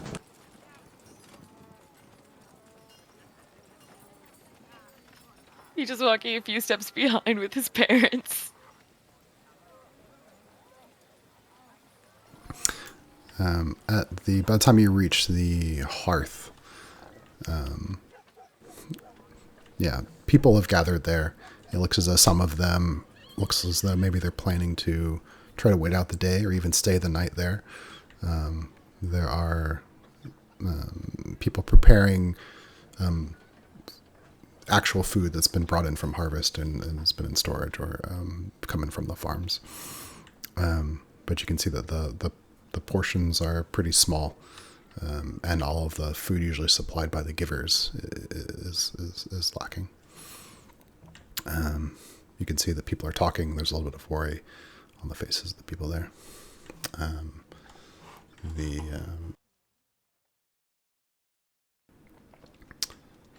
mayor's, Parsnip, the tabaxi, short tabaxi, kind of glances over. He sees you guys approaching.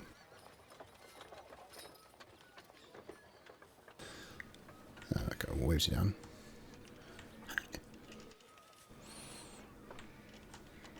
Hello.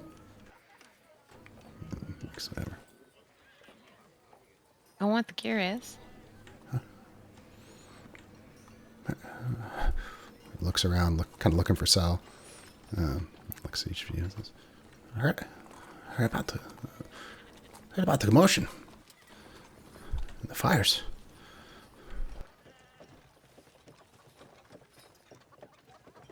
Remind me the player who we're speaking to. Parsnip is the mayor's assistant. He's a kind of a short, chubby tabaxi.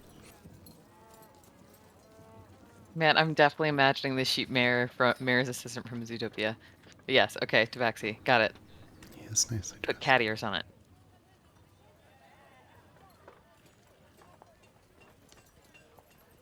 The fires are under control. Unfortunately, the bakery is badly damaged, but no person was hurt. It's, as we've said before, it's these gelatinous things, these jellies. They can take on some kind of property sometimes, right? And so we were able to take one of them out and put out the fire, and it seems like if we continue to be vigilant and move everyone together, and we'll be fine. You did away with it then. It's gone. There are 3. We did 1. There are still 2. Oh. What is it? Has anyone been able to find the sheriff?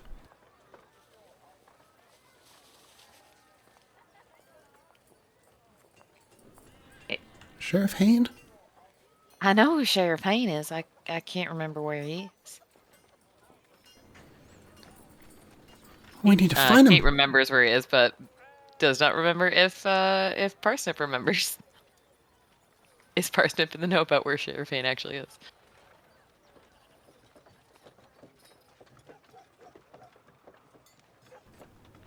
Kind of looks at each of your faces. Look, we can certainly send someone out to send a message to the sheriff, or to trail him in some way. But right now we've got to deal with what's more pressing, and what's more pressing is the fact that there are 2 of these jellies that could seriously hurt a person.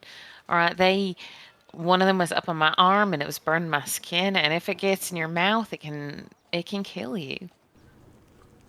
Oh. Listen.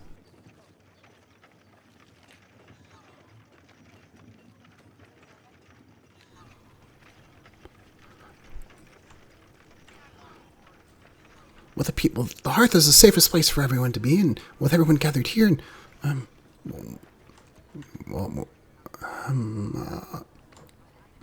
which we really need to have the sheriff here to protect us.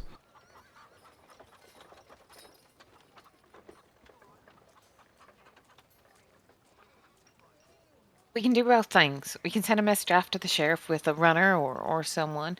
Be easy enough to do. And in the meantime, it's your responsibility as the deputy here, Parsnip, that you have to help us keep control of this thing. Help me and help the rest of us spread the word and get everybody in the hearth. Move everyone together so that we can all protect one another. A lot of people are gathering here. We've put the word out throughout town for people to come. That's good. That's good. Is that still here? Just make sure that I know who all is in this. Who all is present for this? I think it's just Peach and Ez's parents. Because we walked to the hearth to drop off supplies.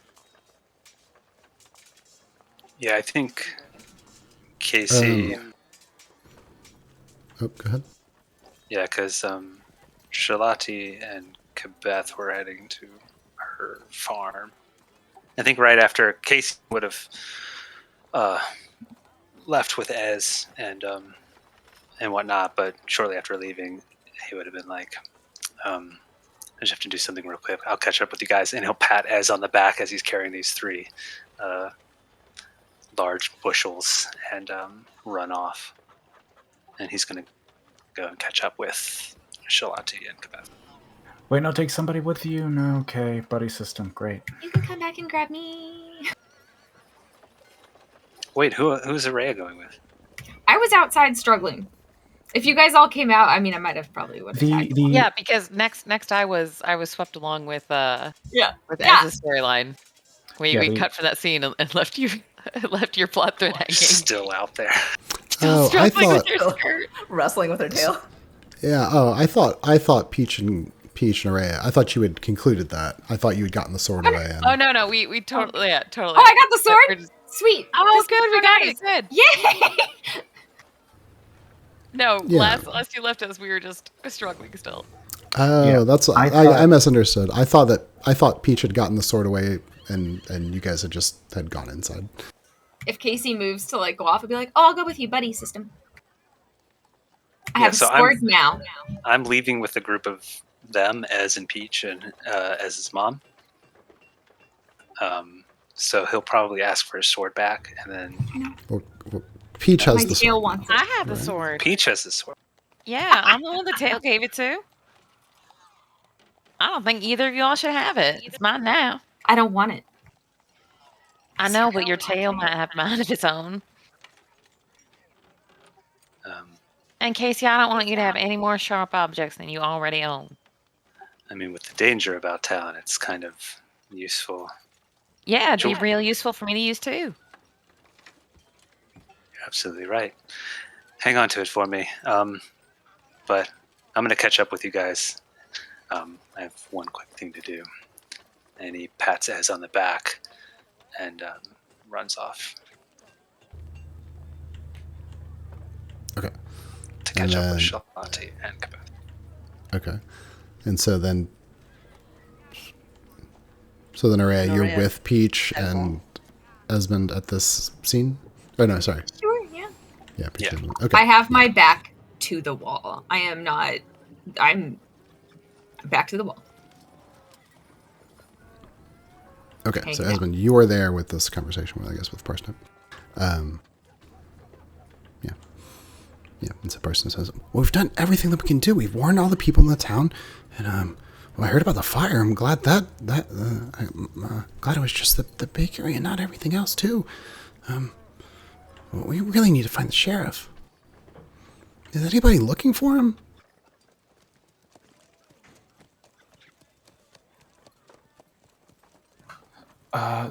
Esmond will kind of step in, still holding the baskets on his arms. I think we need to move. I think we need to move past worrying about the sheriff and just try to keep an eye out for one another.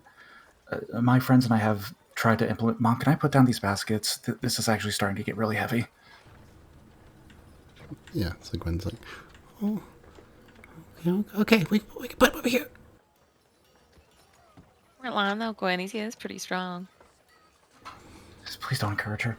Yeah. She like pats him on the calf. Anyway, my friends and I have been implementing a system where at least one person should be traveling with one other person. And I think that we should try and do something similar here until the sheriff can return and assist us. I guess is what everyone is wanting. But in the meantime, we just need to try and watch out for one another and just keep an eye out for whatever these things are and make sure no one gets hurt. Yeah, Person says, that sounds like a good idea. It's like a system of friends. Isn't that exactly what I said? Yeah. One could even call it a pal mechanic.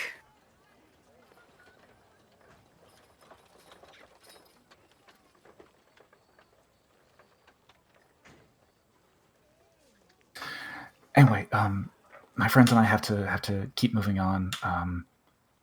We're helping wherever we can, but spread the word. Make sure everyone knows to travel with one other person. Don't let anyone go anywhere by themselves, and to keep especially sharp eye out whenever you have to go indoors anywhere for any dark corners where these things can jump out at you from. Oh, wow.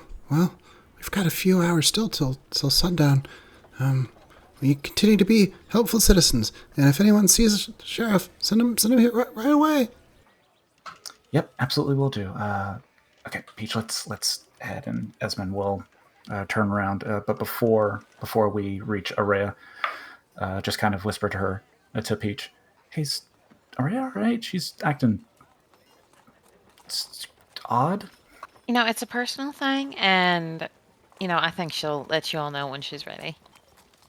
She's fine though. Like physically, she will be just fine. She's coming into her own. Blossoming, one might say. Oh.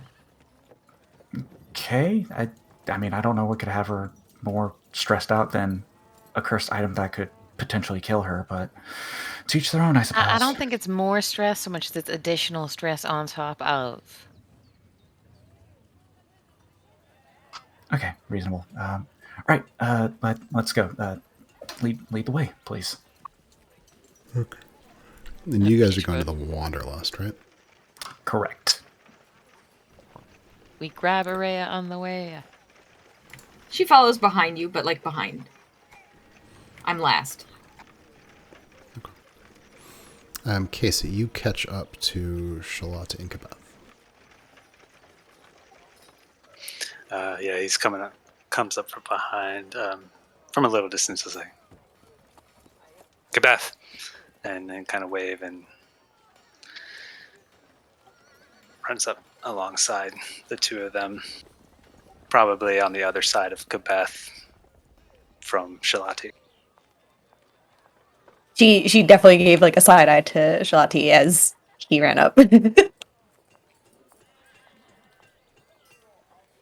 He kind of walks along beside him in silence for a moment, and he says, "What's up?" I think,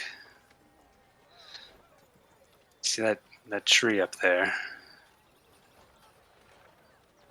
I mean, there's a few. Which ones? The large one by that turn. I think it might have been a bit of a fluke earlier. No way. But you're not that fast. And he starts running towards the tree. She kind of looks at Charles and says, "This is just the rest of my life now. It's just him trying to best me and running." And if you stop responding to it, he'll probably get bored. He'll also win. She's gonna Don't take off listen to the after him. devil on your shoulder. No, she's gonna try to run after him.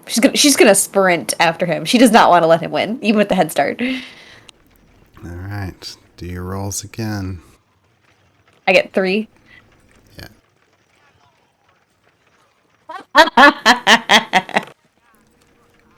Nice. Yeah, you You won't go keep track of your natural zoom. 20s too. Yeah, you go flying by him, leaving him in your dust. Yeah, Casey stumbles a little bit shortly after jumping forward. And then as Kabeth zooms by him, he hops up and walks slowly next to Shalati, alone at last. Unfortunately. Why are you poking her into running more? Isn't that something from the curse? From the curse thing she has? I mean, it's kind of hard to talk when... Cupid's at the tree looking at you like, Yeah, Casey's walking nice and slow next to Shalati. Latte is going to speed up a little bit. Like That's running back towards you. Her strides start to get bigger, and she's Yeah, basically just doing. He matches pace and he says, You struck me earlier. You were angry with me. Why? Because something that you did hurt other people again. That is something that seems to happen with lots of things that you do, and you pull people in and then you hurt them. I don't force anyone to do anything. And I just surely didn't mean for anyone to get hurt. I believe you that you don't mean for these things to happen, but they do anyway. And just because you don't have to be forcing someone into things to be. Just because something looks attractive doesn't mean it is good. And I think that could go for people too. And just because something is safe doesn't mean it's the right path and is not dreadfully boring. Sometimes you have to take risks in order to see. That's fine for yourself. But where I draw the line is when other people get hurt because of that. Don't you want to see where your boundaries are? Where your limits are? I don't need you to test them. I returned. No, you don't. Sometimes it helps to have someone else. Charlotte, as Kibeth comes up, she's gonna run forward and like link arms with her and be like, I think I've been meaning to ask you this for a while, and I know Ember has an enormous crush on you, but I don't know if it makes you uncomfortable. I can ask him to stop. And she's basically just gonna go to completely inconsequential things. Before, I don't know, just as Shalati finishes that, you guys sort of crest over at the top of the hill, and I'm going to say, Kabeth and Shalati, you immediately notice something, but Casey, go ahead and finish what you were about to say. Yeah, Casey had stopped at that point and was kind of standing there when she runs up and meets up with Kabeth, and he turns and says, Tell Yev I say hello. As they're walking away, he doesn't follow. Yeah, well, they seem to stop sort of at the hilltop. And he's probably just shouted this, so you kind of hear it in the background, but you're noticing something that catches your attention. On the hillside, just beyond the fence at the edge of the Katney Ranch lands, you can see that all the sheep are out, which is not unusual. But they're all standing on the hillside, and all of them that are in this part of the pasture are just staring up into the air at a single kind of point in the sky above the town.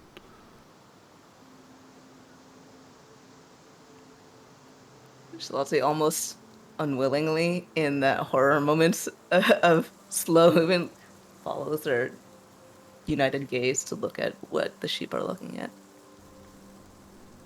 You crane your head, you look there in that spot above the town. And there's something there, but there's nothing there. And we're going to take a little pause, and we'll little 10-minute break. It really is Allie's dog. Took her out one more time. And it took a little coaxing, but she did finally go into the yard. But there's definitely something running around out there that she's like, what? Like, stop it, you make me nervous. It's the master jelly floating in the air. None of my neighbors are home. I'm here alone in the dark on this property by myself. It's really dark, you guys. There's no lights. There's 0 lights. I'm also alone this weekend. Damn, 2 perfect setups for horror movies. Oh yeah, Good I'm in job, guys. suburbia too. It is the weekend. It is the weekend of Halloween. I'm in suburbia. I'm alone without my kids. Yeah. Spooky Halloween times. I've been That's watching too much great. spooky stuff too, and it's a really bad idea when you live by yourself. Keep Oh, all yeah. the lights on. Like, Penny was barking so much the other night, like in the middle of the night, that I grabbed the sword off the wall and brought it to bed with me and was like, okay, it's fine. It's probably just a mouse. It's probably fine.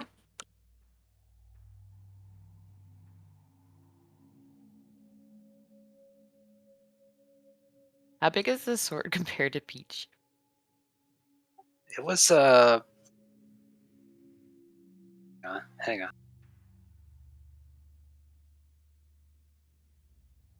That cat Will paw I likely see behind will you, likely. Kate. Oh, that's my cat Cinder. I have a black cat and an orange cat. They rarely come out and make appearances, but with the kids gone, they're a little braver.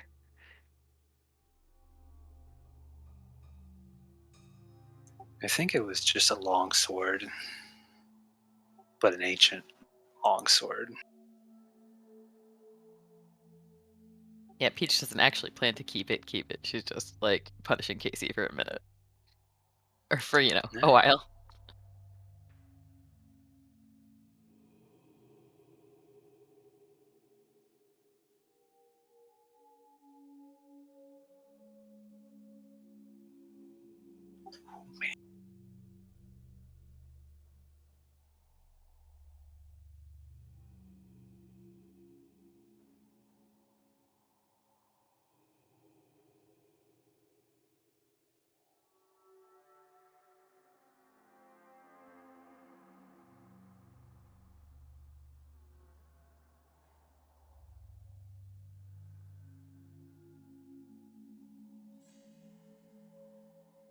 Man, I ship everyone with everyone so actively. Anyone having a scene together, I'm like, yes, kiss. Kiss. And then they smooched. Kate, you're the funniest player to watch whenever any 2 characters have a scene together. It's the funniest shit. I love it. I know you do. That much is very clear. Also, I like being readable enough that sometimes you can know exactly what I'm thinking. Like, oh hey, Peach talking to Ez's parents for a while could be really bad for Ez. Please don't. I know. Please. No, that's something that's perfect about this meeting though. It's because like Kevin and I were able to share an actual real look, like, oh, this is hilarious, and it being like, no, don't talk to my parents. Just when Chris reiterated that Peach was walking with Esmond and his mom, just the immediate panic I felt.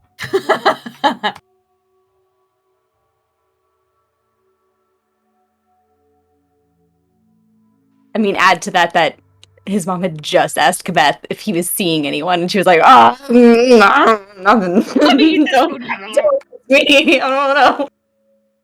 That's why I half expected Chris to bring it up to Peach too. I know. I was kind of hoping for it. Then Peach could just say how she ships everyone with everyone. She's like, oh, he might like this person, this person, this person, this person, this. Honestly, it's like electric. He just seems to have chemistry with everyone. There's No. always a spark, no matter Yes. who he's talking with. I mean, that kind of energy, right? All it needs is that little spark to... Ooh, I'm gonna use the restroom too. Okay. No. Peach makes these kind of jokes. Enjoy.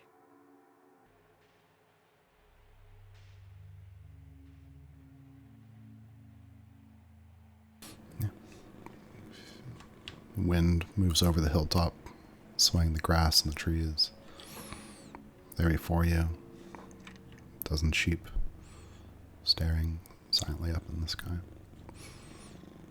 You've looked into the space above the town, and there's a strange feeling, hard to describe, but there's definitely nothing there. Right?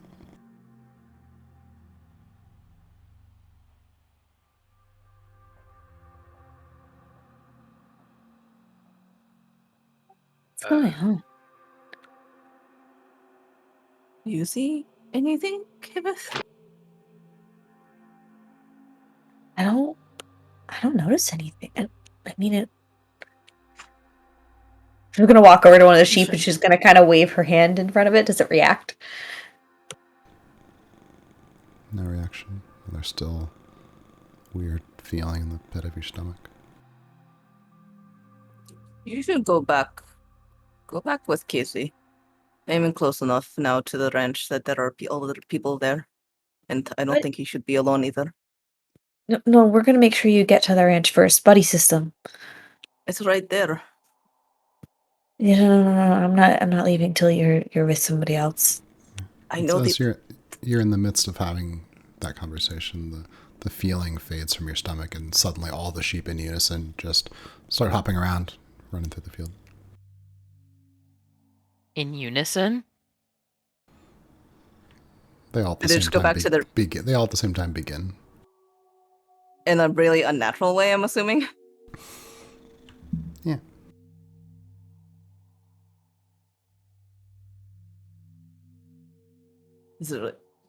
She is going to take Beth by the shoulders and like turn her around and then just give her a little push back towards the town and says, I need the rest of my family to look at this. And then she's just gonna run and she's not waiting for an answer on this. So. Do I see Casey? Yeah, it's right there. Should we make sure she gets in the house first?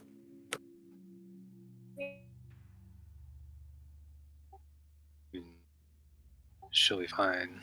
What were you guys looking at? I saw you stopped on the hill there. Hey, so you see all these sheep here? Yes.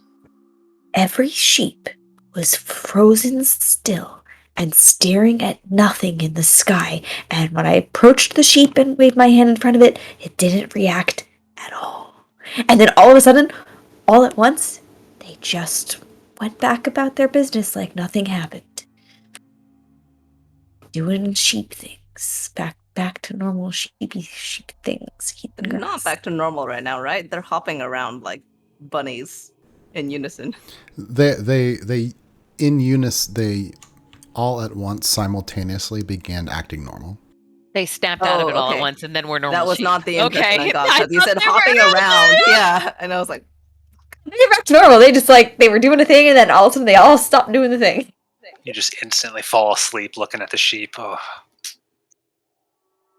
I was definitely imagining like robot sheep all moving in tandem. yeah, same. That would be a very, very disturbing.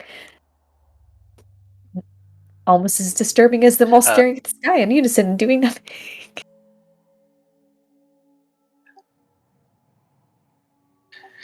Yeah, Casey kind of looks at Kabeth for a moment and then glances at Shalati running away. It's like, glances at the sheep. Did you eat a bad sandwich or something? Kind of looks up to the sky. Are you asking me or the sheep? I mean, the sheep look normal to me. And there's nothing in the sky. I mean, maybe they all ate a bad sandwich all together, and then they all just saw that had a bad thing happen, and I don't know. Listen, Charlotte saw it too. It wasn't just me. I did have a sandwich, and I don't know necessarily what was in it. And also, I ate all of that food, uh, over at his house, and but that's normal. That the food is normal. I've had it before. It's fine. You've had it.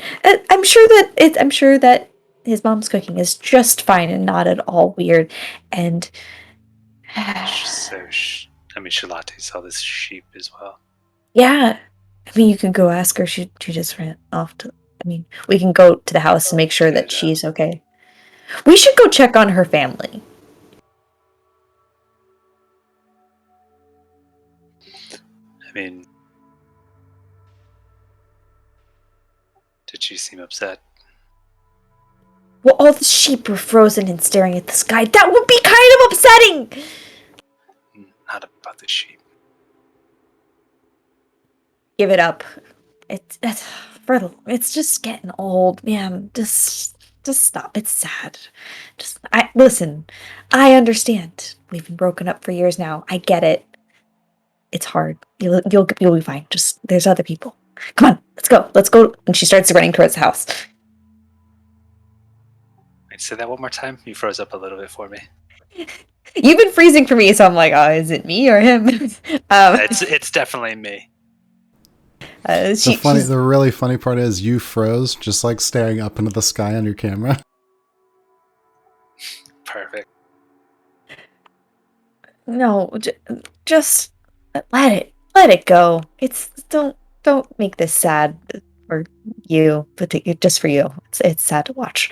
Let's go make sure her family's okay. And Beth's going to run towards the house. I feel like glad I wasn't around to hear this. Beth goes bounding towards the house. Casey looks at the sheep, looks at the house, looks up at the sky, and goes away from the house. All right. Charlotte, you go running up the front porch. You can see the door to the house is already open.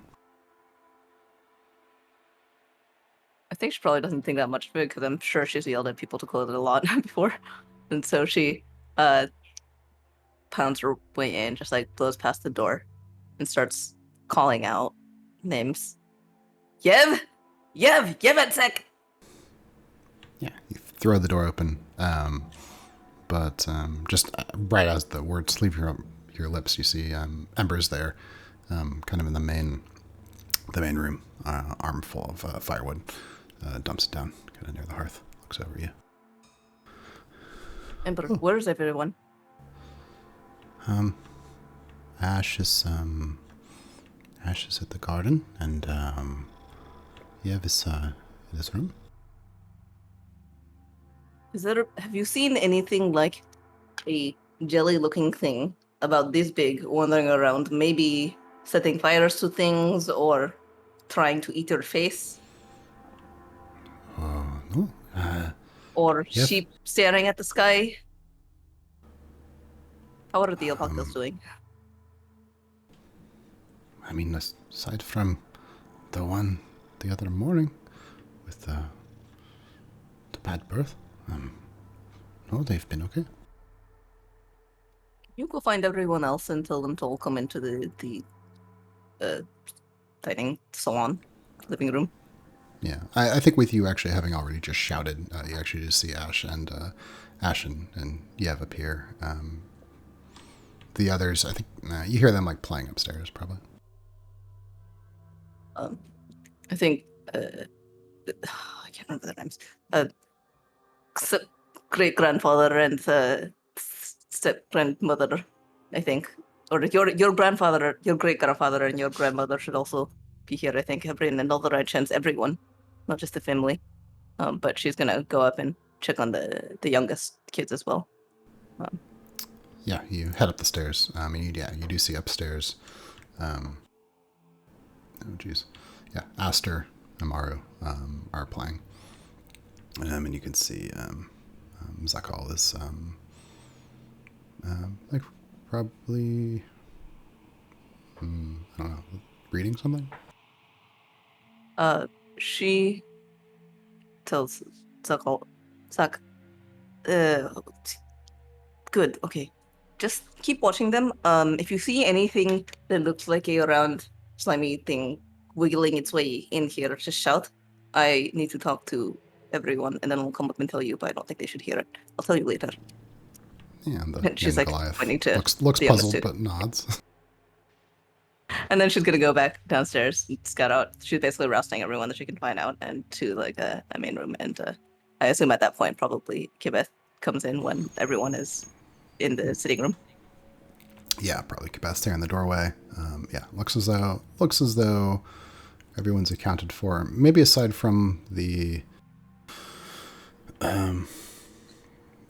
Agatha and Lycos are not there.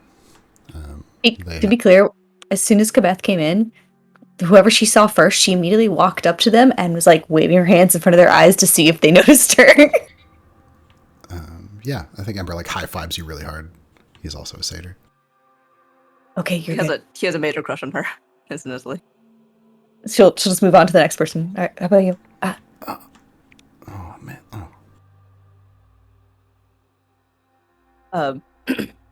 When she looks around and her broadness a little bit at not seeing the two real adults there, but she just shakes her head and says, "There's lots of strange things have been going on.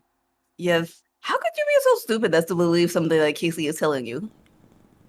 Yeah, Yev kind of gets that look he gets on his face when he's obviously been caught. He's I mean, they need help. This as I said, it was going to be cool. It was cool. They need the stones. She looks like she wants to be angry, and then remembering what she has to tell him, sort of sobers her down. She says, "Well, are you okay? Are you feeling all right?" No.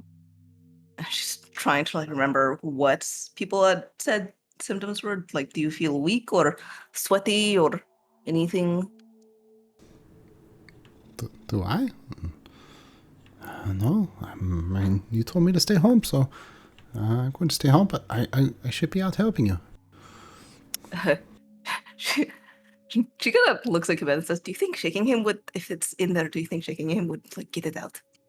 It's a jelly, right?" We could try anything.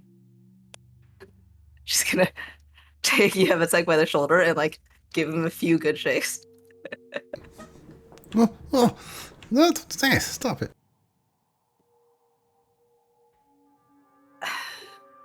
I don't.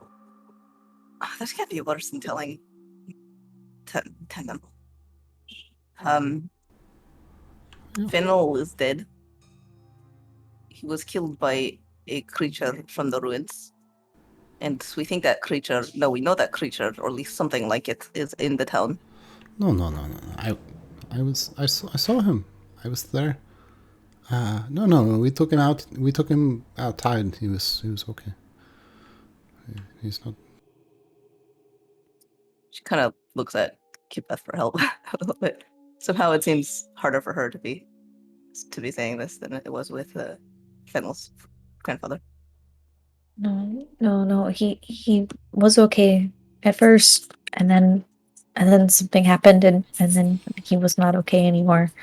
No. We found him. Ism saved him, No. and we. No, he's not saved anymore. He died. The thing, it killed him. We gotta make sure you're safe too.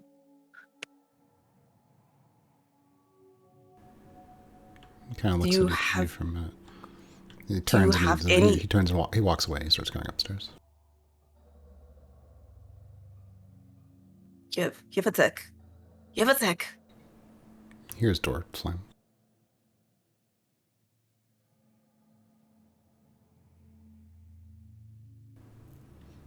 Ember looks and at- Ash kind of look at each yeah. other and look at you, and they're both like,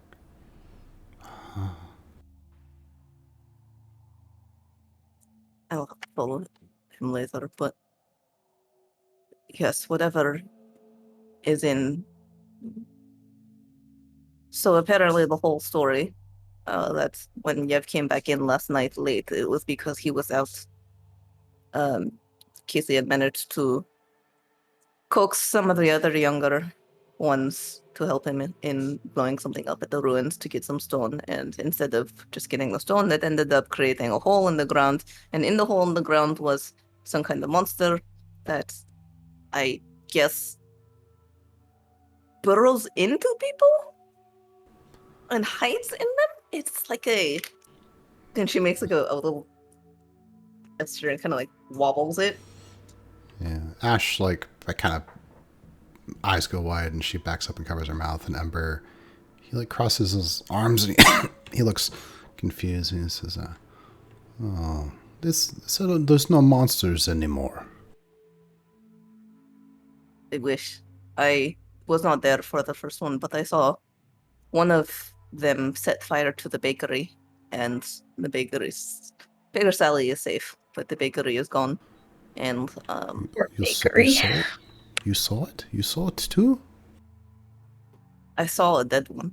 That when they get hit by something that has like a nature to it, like fire, it seems to become like it. So that one got hit by a fire, I think, and then became like fire.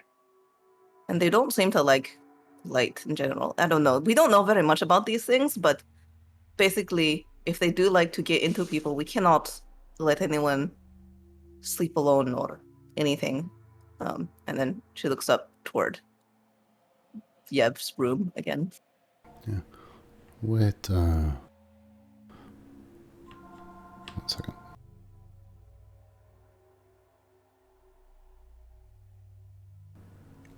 Okay.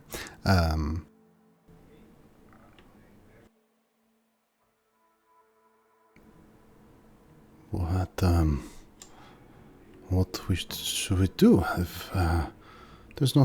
The teacher said there's no monsters for a long time. And a verdict will help us. What do we do? For right now, I think probably a verdict will be sent and someone's looking for the sheriff. But right now, I think all we can do is, if it's just the family right here, bring everyone to the heart,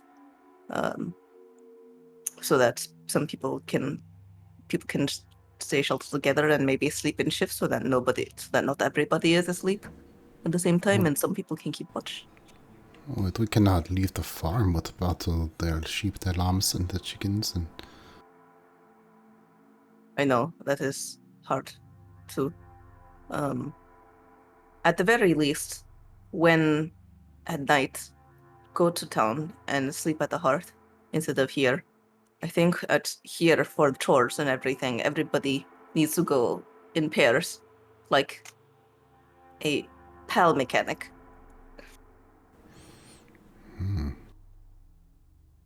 A friend process, I'd say. And just so that one person can keep watch all the time and nobody is left alone. Just we will follow the partner procedure.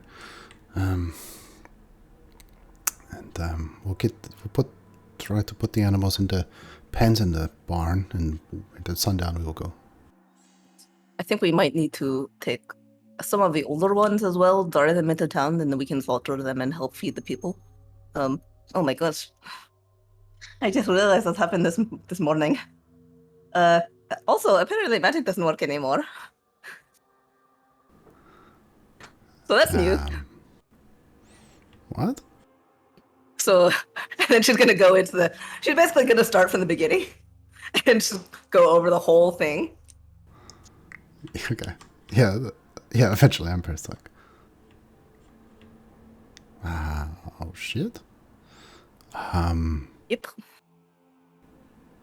Wait. No, this is serious. If If there's not going to be food... Oh. Yes, we cannot. Well, we don't know how long it may last, so hopefully it will not be very long. And there are still the fish in the sea and the animals, the farms. Well, it's spring, so they're not harvesting it, but I think we can get through, especially once we send to the capital for help. But People are we going to may need... They're going to need so much mutton, and there's not going to be enough for everyone. no, and we cannot slaughter all of them. That would not help anyone really. I think we have to. Well, that's not up to us. I think it would be best to start maybe rationing, but that's a lot. And as Lynn said, one thing at a time. Right now, the most dangerous thing. That's a long-term thing. That's a future us problem. Right now, there are crazy jellies out that are trying to kill people, and I would like for nobody else to be killed, other than poor Fennel enough. I can't believe this is difficult to... Okay. Well, we... Okay. The we'll mayor's get the... also missing. The mayor's also missing, by the way. What? Yeah, I mean, well, maybe somebody's found him since I looked for him. That was a little while ago, but I tried to find him, and all of the people who were at the collapsed ruins, they're all gone. They left their lunch. They were just gone.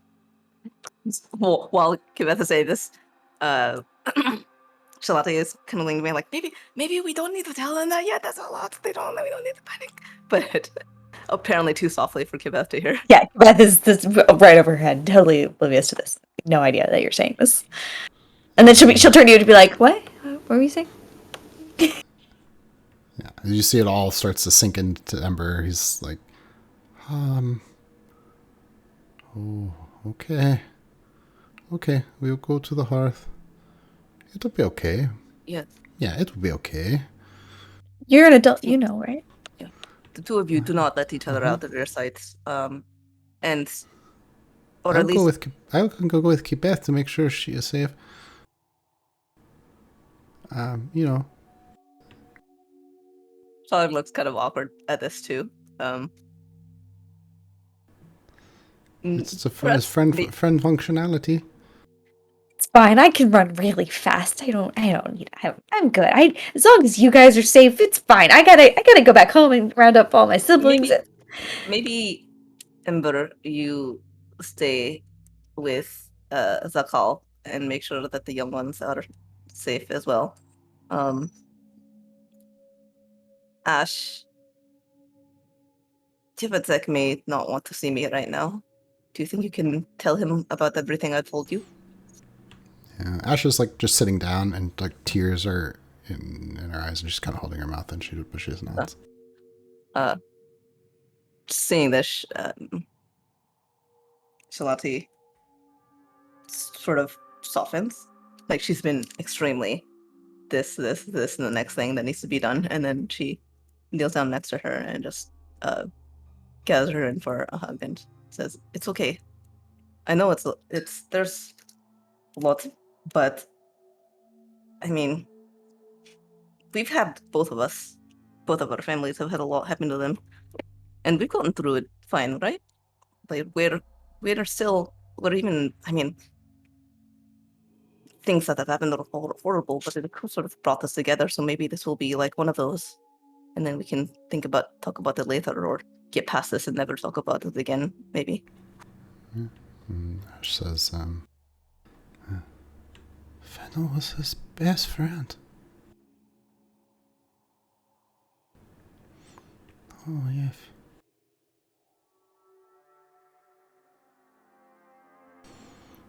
And Ember says, okay, we have to start getting the things right if we're going to be there by sundown. Okay, I'll start. I'll help. I'll start doing some of the things outside as well. Okay, and that's going to take... It'll probably be right to the wire to get everything done, to get everything ready for you guys to be at the hearth by sundown. Kibeth, are you going to be helping them, or do we go back to town, or what do you want to do? No, she's gonna go back to town and run home to make sure that her father and her siblings are all packing up stuff too. Okay. Before Kibeth goes, Shalate is going to hold her by the shoulders and say, even if you see something weird, don't stop until you see someone else. I know you are very fast, and that's the only reason I am alright with you going by yourself. Weird things, don't stop, keep running, find somebody else. Got it. Be safe. And she'll give her a hug and then go back to frantically doing all the stuff that needs to be done. You get a very awkward hug back, and then she runs off. All right. At the Wanderlust.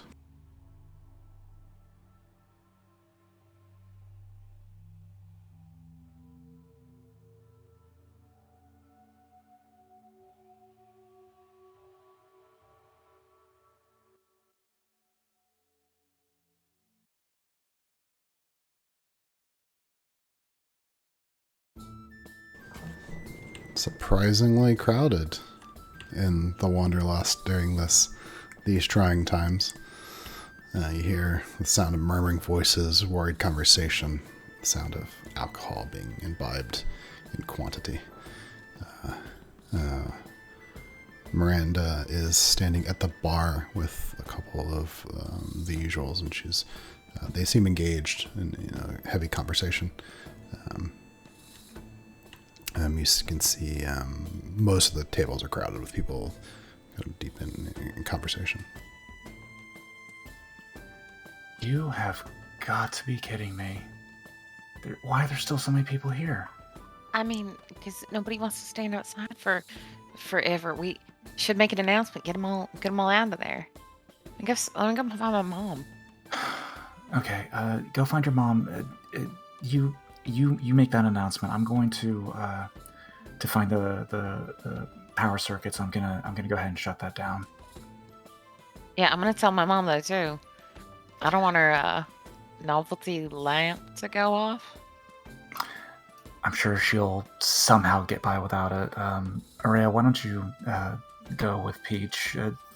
If her mom is troublesome, I don't know. The two of you together can probably convince her to make the announcement. Wouldn't it be... Isn't the reason that you're shutting some of the stuff down is that the jellies are attracted to it? You're not supposed to go alone. Do I know where the I can talk to my mom alone. You go with Esme and Araya.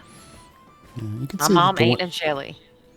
The windmills, the windmill near here power, mechanically powers one of the pulley systems. You can see a rope that's pulling through the back of the room. It turns this crank, and there's this, you see sparks on some brass tubing, and there's a lamp that's bright white light. It's one of the main attractions. Okay, great. Arya, follow me. I guess keep an eye out for me. I'm gonna. This one has been tricky in the past. I'm gonna have to be a bit slower in shutting it down. I know you can zap things. Can things zap you?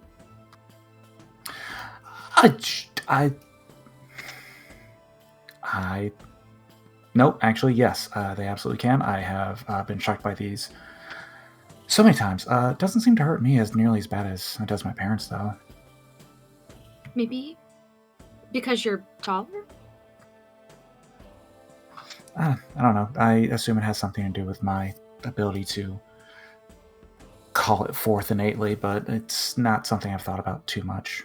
It allows me to work a bit quicker than my folks, though, so benefits. Right side. Yeah. All right.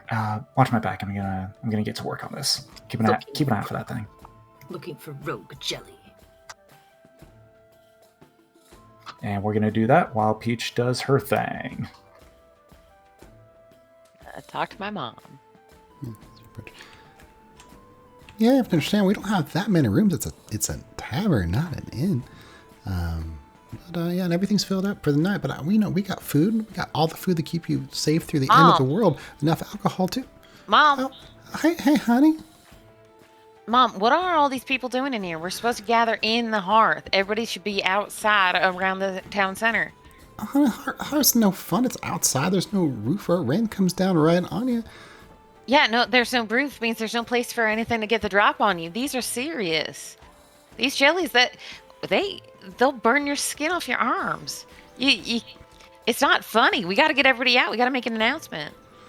I mean, I can't rightly see anyone being any safer gathered around a big cooking stone than being here in the tavern.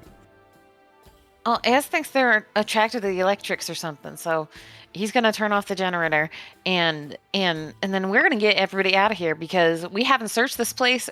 These things are as small as us, and Peach kind of gestures how small they can be. So it could be anywhere unless we've searched the place or there's flat open ground. We don't know. So let's get out. Honey, come here, talk to me for a second. You know what? I'm having a little word with her. Pulls you on the side. Says, Peach, what's going on? What's going on with you, honey? That's ridiculous. I understand. They want everybody to go to the town gathering, but yeah, Fennel is dead. One of these things went down his throat and choked the life out of him, and then it came back out and attacked me. These things are dangerous, and you need to get your. Honey, I'm sorry. Are you okay? I'm fine, but this isn't a joke. Well, honey, I don't think it's a joke, but you gotta understand, these people, they don't want to. If they wanted to be at the hearth, they'd be at the hearth. I can't kick them all out in the street. These are loyal patrons. You can refuse to serve them. You can say, "Hey, it's closed." Easy enough to do. Not only would that be mean and rude, unprofessional, but also not good for them. We can keep them safe here. Okay, let's compromise. We can have a prefix, all right? We'll do like wraps or rolls or something, hot pies, easy and portable, and we'll run them out, and we can bring a whole keg of beer out, Honey, and we'll just have an outdoor thing. What's a sense of hauling that all the way over there to the hearth? They can just be right here. What's the difference?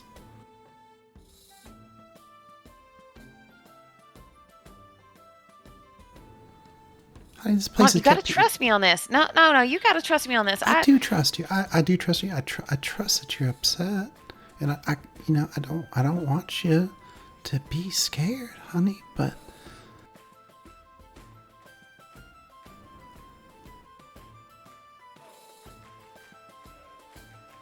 I mean, you can't protect me by just not telling me things, Mom.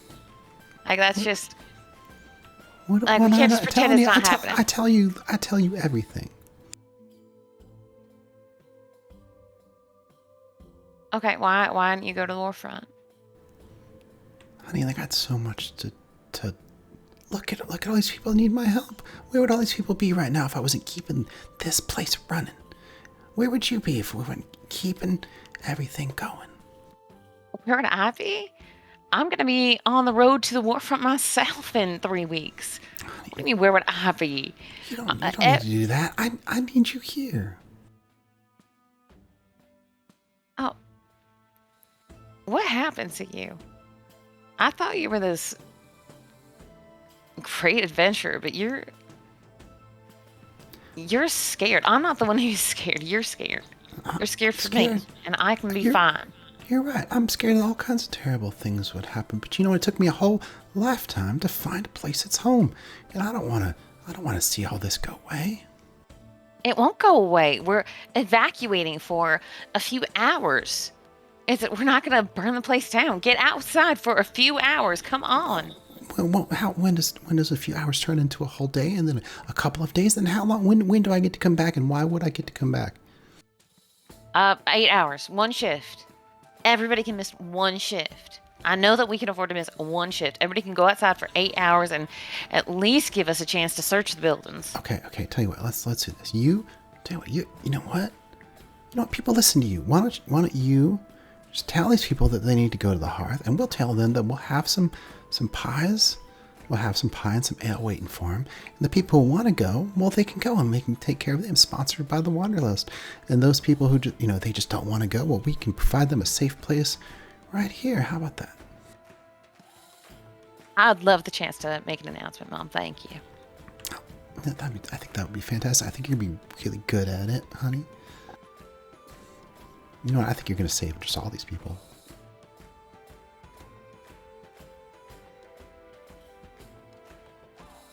Do I have to make the announcement more? Now we're cutting somewhere else. Oh, it's whenever you want to.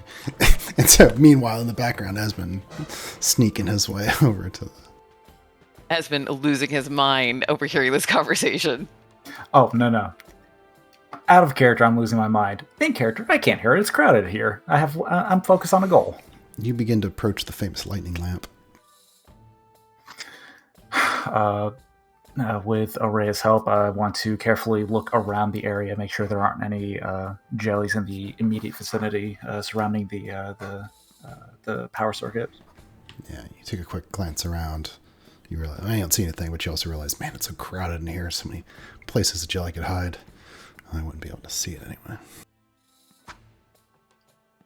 All right, this isn't going to work. I can shut it off, but there's a chance that the thing could jump out at me, and then at the worst case scenario, it jumps out at somebody else as soon as I shut it off.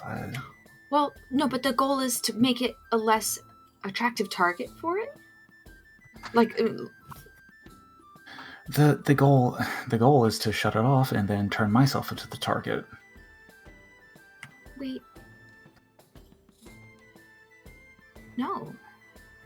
I'm a walking source of electricity in a small area. If there's something around here, as soon as this generator's turned off, I might be able to pull it out. But there's also a chance that it could just jump out as soon as the power's off and attack somebody else. We can't do this with all these people here. Yeah. Okay. Let's find Peach. No. You stay here, on guard. I'm gonna find Peach. I'm gonna let her know that we just need it clear just for a minute, just in case that we think, and then when it's safe, they can come back in. No, I mean, we should kick them out for the rest of the evening, preferably, but I guess whatever we can get will work. We need a few minutes, I suppose. Yeah, okay. She runs to find Peach. Esmond will stay and just keep a lookout for any jellies. All right, Peach, you're just gearing up to maybe make your speech. You see Araya comes over. Yeah, we just need even just 5 minutes of peace without people here. And Yeah. I've already. Thank you. Yeah, you're good, Ray. You're good. Everyone.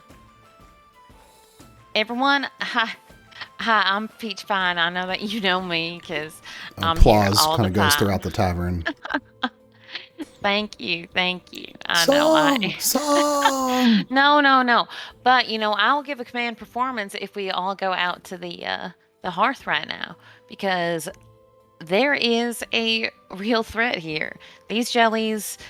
I know that you don't think that they're something to worry about, but we need to at least clear out the building. So we need everybody to go outside for a few hours at most. We will provide complimentary drinks and hot pies and entertainment and whatever you all like. And then when we know that this place is safe, you all can come right back in here. So just leave. Make sure that we can all clear it out for you. And then come on right back in. We can resume everything knowing that the entire area is safe. Yeah, so give a roll for how, that's pretty good speech. Give a roll with advantage for how good Peach might have done to persuade some of these folks.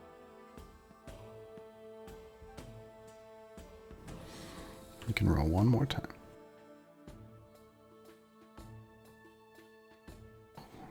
Do you have an inspiration? I don't have an inspiration, can I? You could use it if you'd like to roll it a third time. I do. I will like to use it. There's a 9, and then a 6, and then a 13. Quite a bit better. So yeah, if this is something that Peach is good at, you can add a d4. If it's your best thing, you can roll a d6.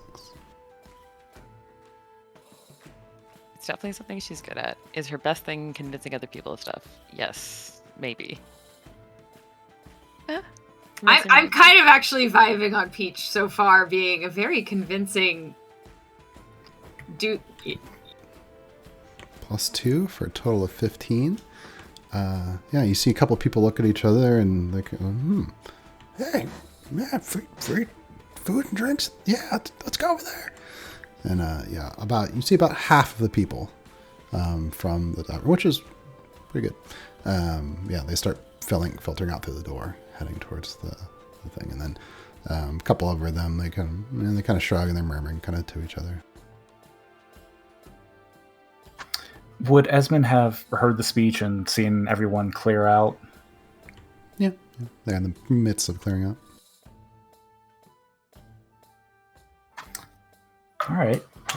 Okay, this will be interesting. No one's paying any attention to him, I assume. Probably not very closely, no. Just keeping half an eye. She's like, what is he doing? He's going to act as if he's going to be holding a wrench in his right hand, and be like within 2 feet of the power circuit, but not actually that close to it. And he is just going to set off. He's going to activate his shocking grasp and act as if the power circuit is acting up and shooting electricity erratically, and just kind of yelp and kind of throw himself back like, ah, oh, ah. Oh, it is dangerous. We all got to get out of here. Oh, hey. And there's a flash on that side of the room, and people kind of back away from that, kind of forming a circle of surprise, looking at you.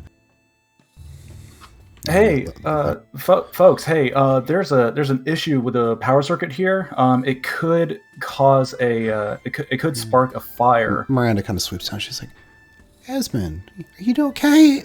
Stand up. Don't lay on the ground like that." Yes, ma'am. I'm okay. Touches your cheek. What happened? Oh, you handsome boy. Are you okay?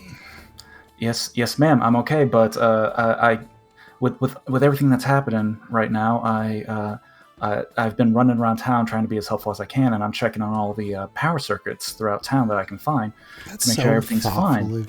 Thank you, ma'am. Yes, this one is acting up. However, it just shocked me. So I want an opportunity to close down the tavern. You want to fix that for me? Yeah, of course. That's what I do. Yeah, I'll go ahead. If you could get everyone out of here, I would just love that. Yep. Yeah. If you could just go ahead and just get everyone out of here, I'll get this settled for you real fast. Roll. How? Roll the hit on my mom. No, that's not what's happening on my end. Roll for MILF. Well, then he's going to have a disadvantage. Hold on, before you roll. Okay. Oh, no. Oops. No, you're fine. She says,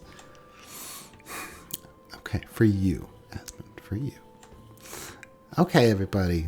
We need everybody just take a little step out. We can't have a hazard here. People going around that, as Peach said, head down to the hearth for a little bit and come back after you've had your drinks and your food. Young Esmond here is just going to tend to our wiring, make sure that everything's in order. Yep, I'll take care of this. Peach has hopped down from where she was sitting on the edge of the bar and has sort of moved her way over to where Esmond and Ray are. People are groaning and complaining, but the rest of the people start to filter out through the door. You've emptied out the wanderlust. Okay. Ez, I'm so sorry. Your mom's kind of weird. Yeah. It's. I'm not gonna make any excuses. It's whatever. Good work getting most of them out, though. That's exactly what we needed. Okay. You guys stand back. I'm gonna shut this thing off and just keep an eye out for anything, and then if nothing immediately jumps out, I'll light up my hand and we'll see what happens. All right, be careful though, because my mom was right that you are cute. Yep. Okay. I'm gonna. Burns would be tragic for us all. Yep. I'm gonna. A ruined piece of art. Ears are burning purple, and as he turns around quickly and walks to the power circuit. Miranda leans there against the bar next to Peach, watching Esmond as he works. Too young for you, Mom.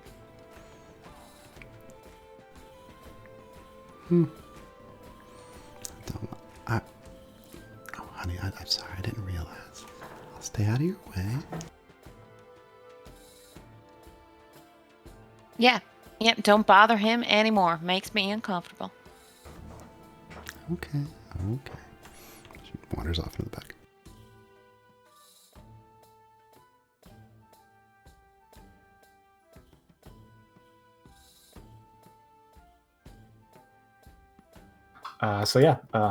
That's when she's gone, when it's just the three of us, he will he'll go ahead and shut down the power circuit and keep an eye out for any jellies. All right, give it a roll for your how good is Esmond at tinkering with things and messing with. This is what he His does. buttons. Engineering. This is his dig. This is what he does. Natural 8 plus 6. What is that? That's a 14. It'll be a 14. I'll leave it at 14. All right. Yeah, you get the wrench, kind of turn a crank, and move one of the capacitors, and there's a pop, a spark. A little arc of lightning hits the bar top. That kind of scores the top of it, but doesn't light on fire, and the thing powers down. Immediately step back, keep an eye out for any jellies. Look around, there's a smell of ozone. It's quiet now, almost. You wait for a moment. No jellies. No puddings. Sorry, I started the jelly thing. Okay. All right. Keep an eye out, and he's going to take his left hand and alight it with, and it'll start sparking.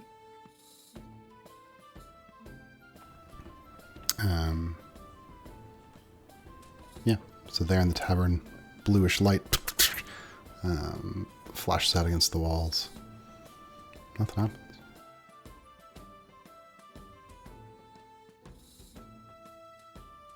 Okay, well, at the very least, it doesn't seem like that there are any puddings around here.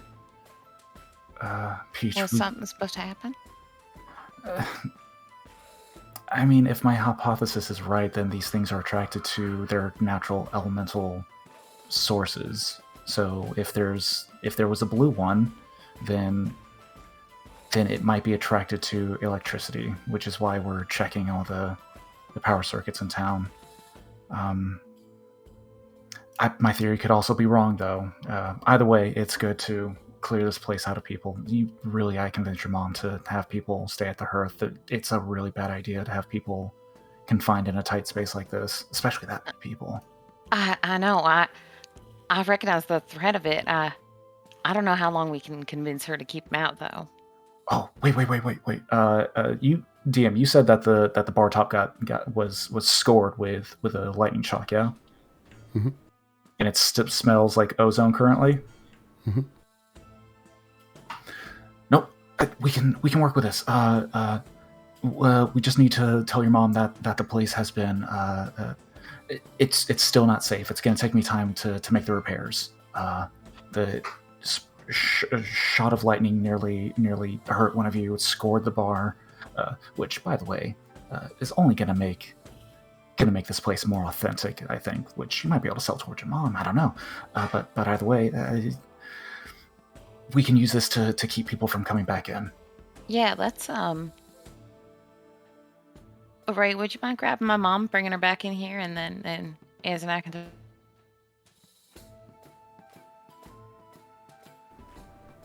Oh no, I think that's me. Wait, Oh, I am I thought you back? was it. Okay, sorry. Yeah, sorry. We thought you were outside. Well, I froze for a second. So the last thing, Peach wasn't starting to talk. That's the last thing I heard. Okay. We're wondering where Miranda is, if she's outside or inside right now. Do we, see her? Miranda's inside. She went into the back. Okay. In that case, Peach would just kind of stop Ez for a second and say, look, my mom will do... just give her a smile. And I'm sure it'll be fine. I'm real sorry to ask you to do this. Makes me feel Strange, but What? you should do the asking. Just you do the asking, S. And then Peach would kind of wrap her arm around Esmond's waist and steer him toward her mom. So, Mom, Ez is gonna tell you what all he figured out, and then she'll take a step away from him. How about that?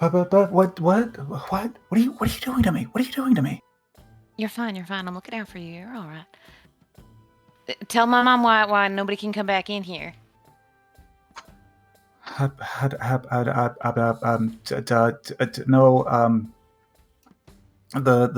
The power circuit is short circuiting.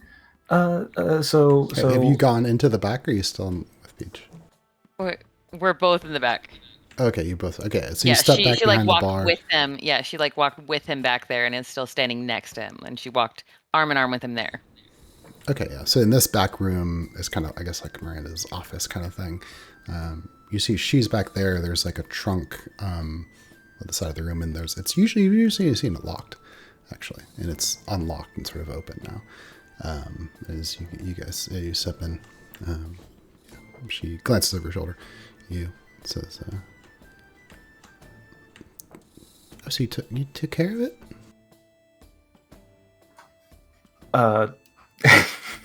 Esmond is still blushing like a slight purple because Peach wrapped herself around his arm, so he's just like, yes,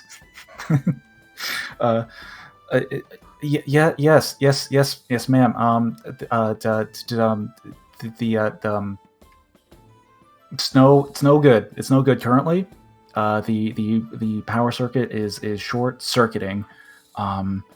It is currently not operational, and I don't think it would be safe to continue to have patrons here in the tavern. She kind of slumps a little bit. There's like a playfulness that kind of fades off of her expression. She says, "Are you serious?" It ain't safe, Mom. We should all go to the hearth. Yes, ma'am. A streak of electricity actually nearly zapped me, but ran a streak across your bar top and burned it slightly. And I have concerns that other people could be hurt if you continue to let people to stay here in the tavern. Thankfully, Ez is just fine, says Peach, kind of putting her hand against his chest a little. Esmond, roll how good Esmond is at lying. Under great stress.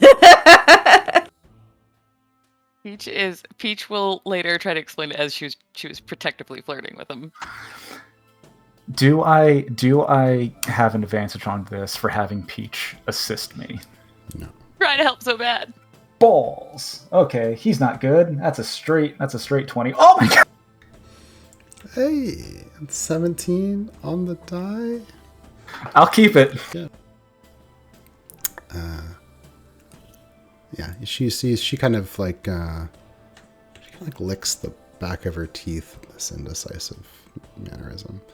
And then she kind of turns her attention back to the trunk and pulls out what seems to be like a real sword. It's the first real sword aside from the one that Casey found and now Peaches I think has. And it's a long thin blade, rapier with sort of an ornamental handle. She kind of fixes it kind of to her belt. And she reaches in the trunk and she takes out two vials of colored liquid. Sticks them in the side of her belt, closes the trunk, and locks it up. Puts the key in her bodice and looks at the two of you and says, "Okay, well, I guess this is a real emergency, so let's go to the hearth."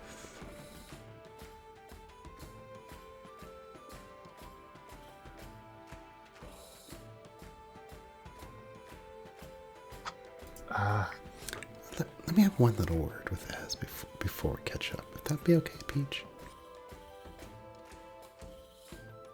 Is that okay with you, Ez? Yeah, I don't... Yeah? All right, I'll see you back out there in just a minute. She'll give me a kiss on the cheek.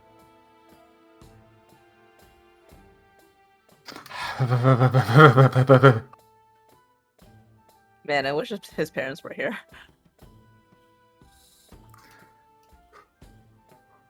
Purple. Yeah, there's a moment while Peach leaves. When she's at the door, Miranda kind of puts her hand in the middle of your chest. Esmond kind of pushes you back against the wall. She leans real close. She says, I know that you're lying. You're going to owe me. But I'll play along. Clearly this is important to you and Peach.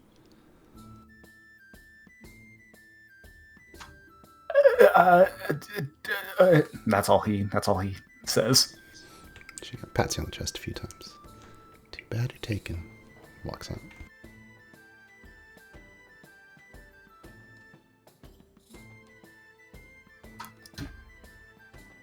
Before you end the scene, Esmond, still in the back room, he'll follow after Miranda shortly. He will just take a disgusting oil-covered rag from his pouch. He'll just place it over his mouth.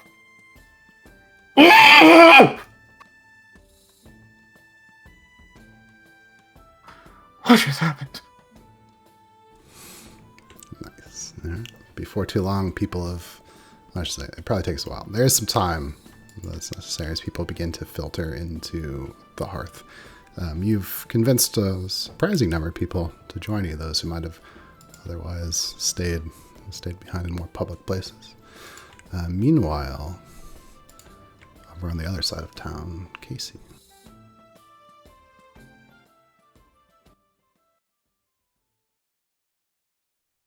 Once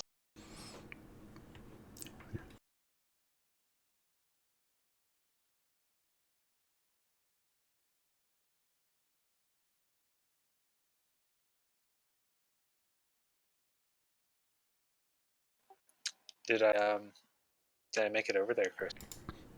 You did. You've been searching for a while. There's only one place left to search.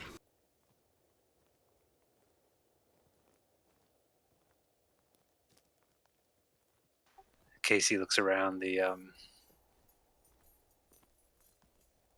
area and says, "All right, you rough guts. Where are you hiding it?" Yeah, and you make your way through the last barn house. You check the others. Looks like none of the rough guts are here. None of them stayed behind. You know that some of them at least had gone on the road, and you know that Graham had gone to help all of you find some answer to these curses. You would have thought some of them would have stayed behind, but no one's here at all. The farms are abandoned. Potatoes left alone in their furrows. As you approach the barn house, you can see that there's a lock on the front door. This will be the place then. He kind of looks around to see if there's any mining tool or anything that he could potentially use to break the lock off of there. You glance around. Do you see that there's a shovel over by the fence?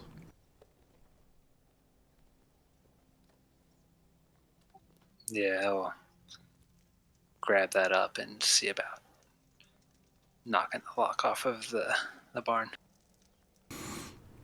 Yeah, pick up the shovel, have to test the weight. All right, give us a roll for how good Casey is at swinging this shovel and trying to smash his way through the lock. All right. Yeah, he comes up and kind of gives it a look and just quick swing down. 8 Yeah. on the die. Natural 8. Strikes. There's a big spark. Bad dent in the shovel. It's a good lock. You realize, one more hit like that'll break the shovel. Yeah. I'll give it another swing. Yeah. Bang! The shovel snaps the handle. The piece spins. Oh no, did I freeze? Am I frozen? Did I freeze? Am I back? Can you hear me? I can hear you. Okay. Yeah, you swing the shovel. Snap! The head of it flips in the air, sticks in the ground. Broken. Locks still there. Not getting in that way. Yeah, he kind of backs up, looks at the barn. They typically have like a hole for the hay, right? At the top. It Maybe. should. Yeah, he'll see the best way to climb up and in. Alright, you glance around for a second. Well, if you step on the lock, maybe you could jump up there to the top. Roll how good Casey is at climbing stuff. Yeah, parkouring up there. This is one of the best.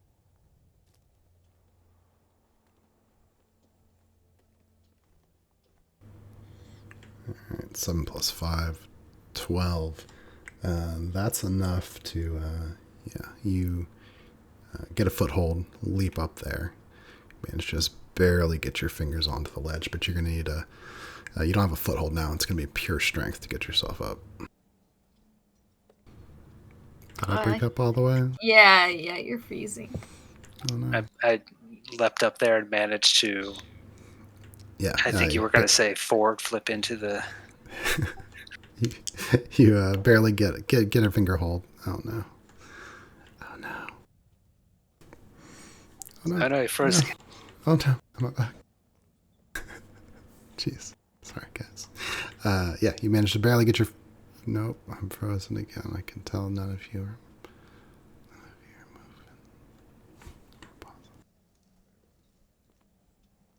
Nope. Am I back? Okay.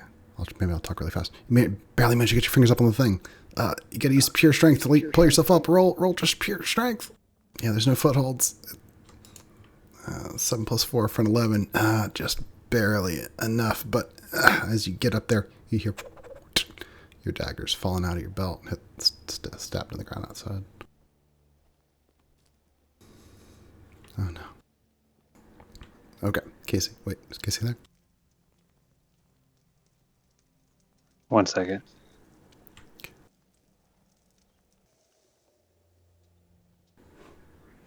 Uh-huh.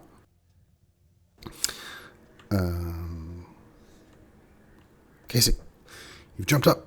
Managed to barely get your fingers on the ledge above, so you can pull yourself up. But as you heal up and then pull yourself up there, you hear. You look down. Your dagger's falling off your belt, landed down the grass by the front of the door.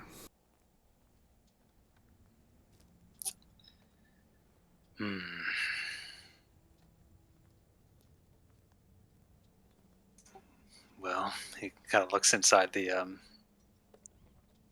barn, looks back at the dagger and says, "I have to come back for you." And he'll go inside the barn. Yeah, you step up into the loft. There's some rafters up ahead, a ladder that leads down. A couple of partitions. From up here, nothing looks particularly interesting. Roll investigation check.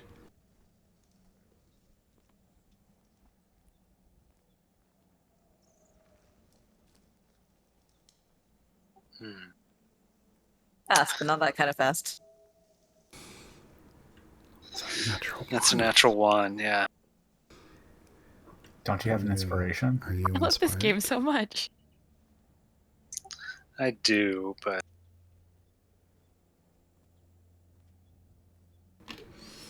Yeah. Look around. Walk along the beam, maybe. Doesn't seem to be anything here.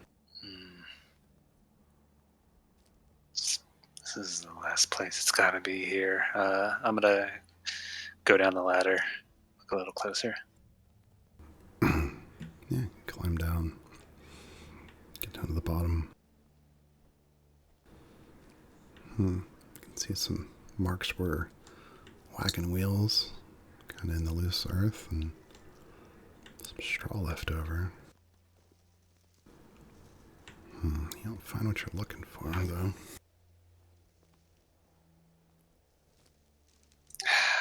Can I move around hay? Is there piles of hay and stuff? I'm going to dig through some piles. Yeah, there's a big pile of hay, and maybe grab a pitchfork off the wall, start digging through it. And, If I'm using a pitchfork, I'm going to be a little careful. yeah, sure. Yeah, but now you brush the hay aside, but you don't see it.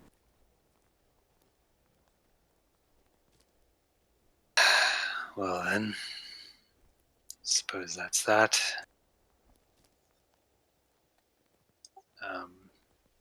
Yeah, if I'm looking around and don't find anything, I'm gonna head back up, out the way I came. Yeah, climb up the ladder, across the hayloft, drop back down. Yeah, half the shovel laying there, daggers in the ground. Yeah, I'll grab up my dagger. And,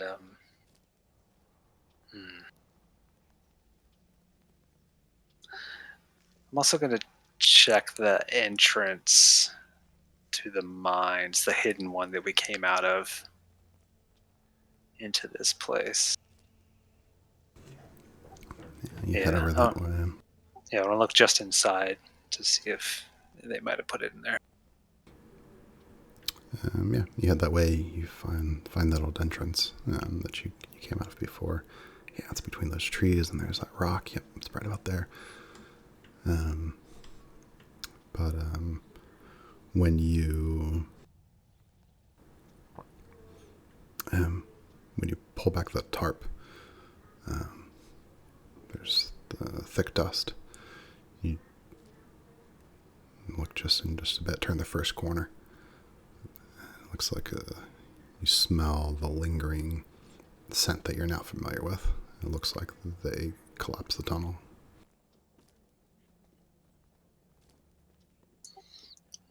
Well, that's where the dynamite went.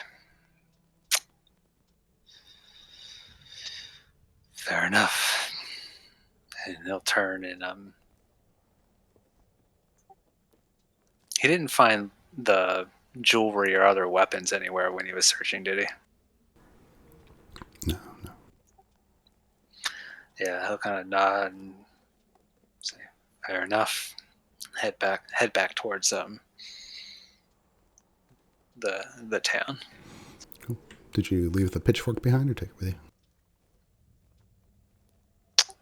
No, I probably left the pitchfork. Okay. You start heading back to town. I forgot there was there's another scene. On the way back to the hearth, there's a moment, or Peach and Ez, you guys are kind of away from the crowd. Yes. What did my mom want to talk to you about just then?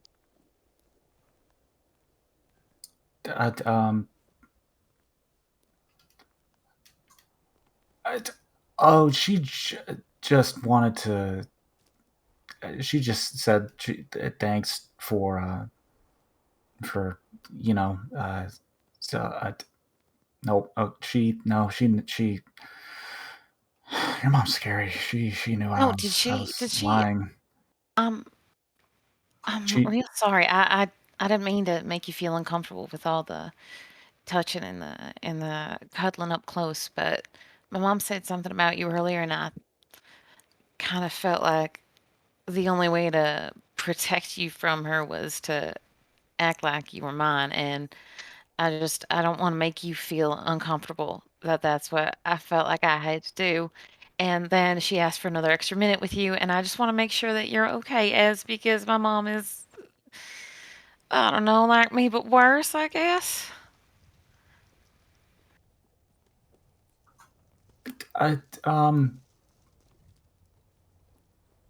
He's I'm just sorry. If I don't want to make you uncomfortable, me doing that. he's blushing a light purple.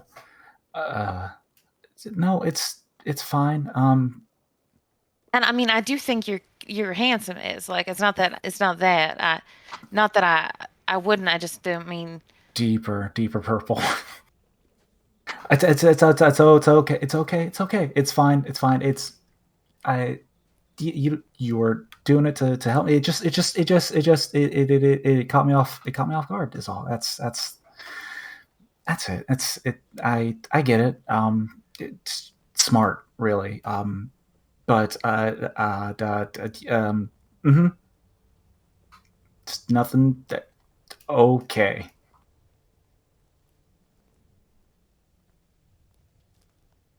Okay. And so what did my mom end up asking you? It's just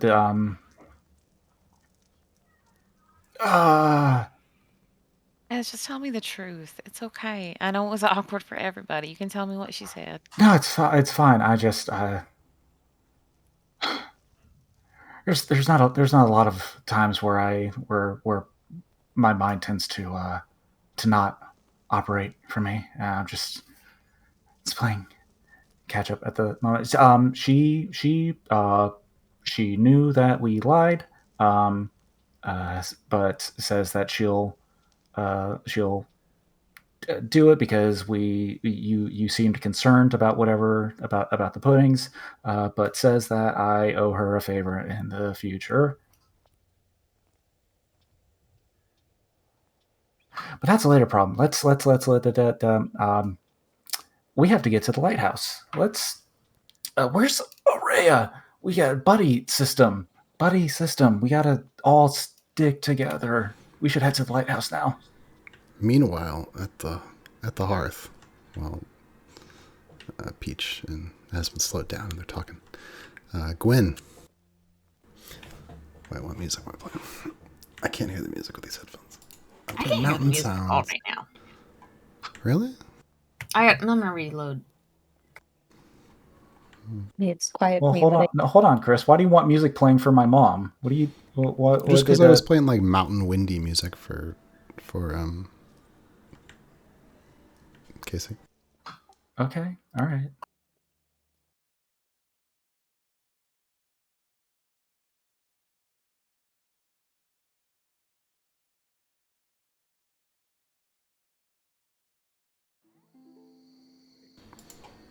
I can hear that one. Maybe the other track's just messed up.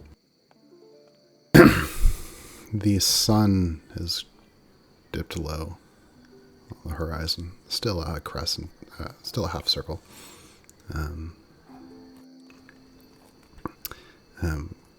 Sunset color is smeared across the sky.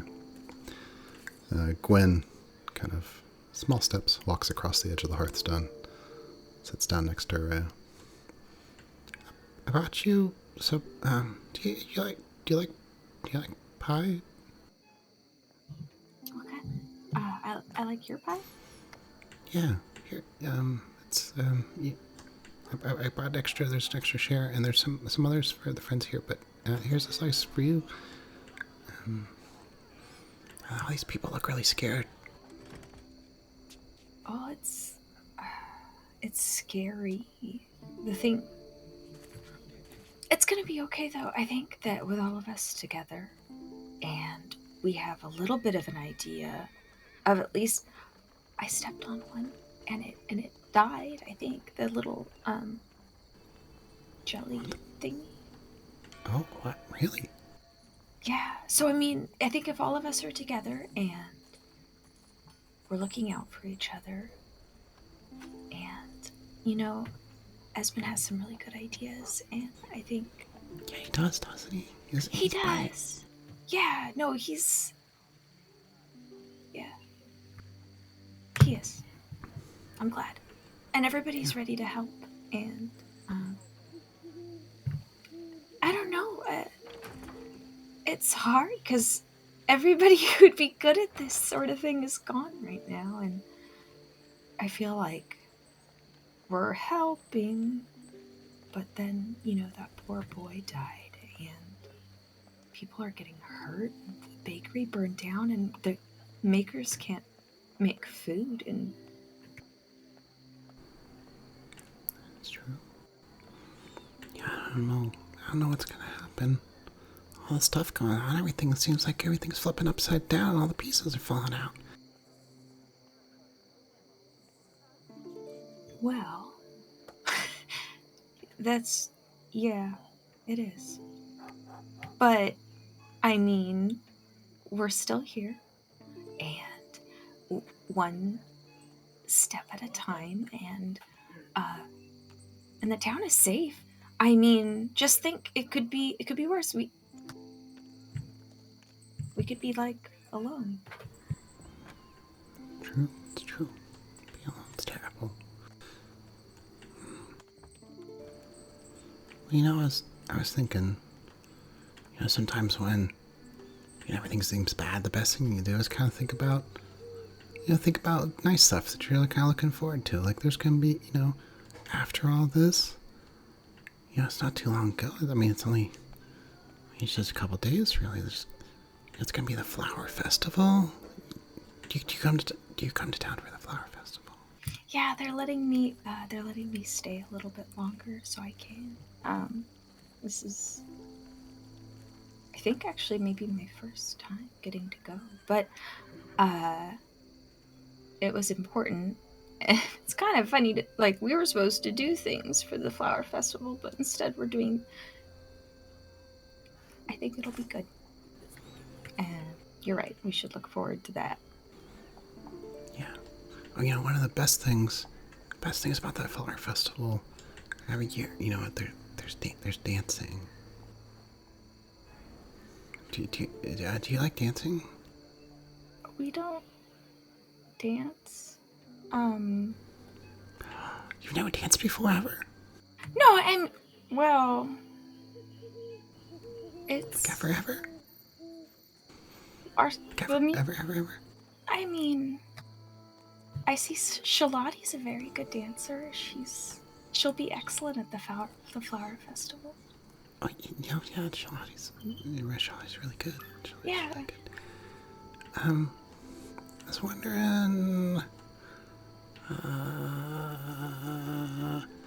would you be willing to do me a favor?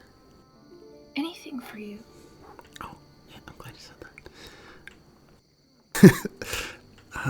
But it's you can't. It gotta be a secret though. Could you, at the flower festival? Because I know he's kind of shy. Could you ask Esmond to dance?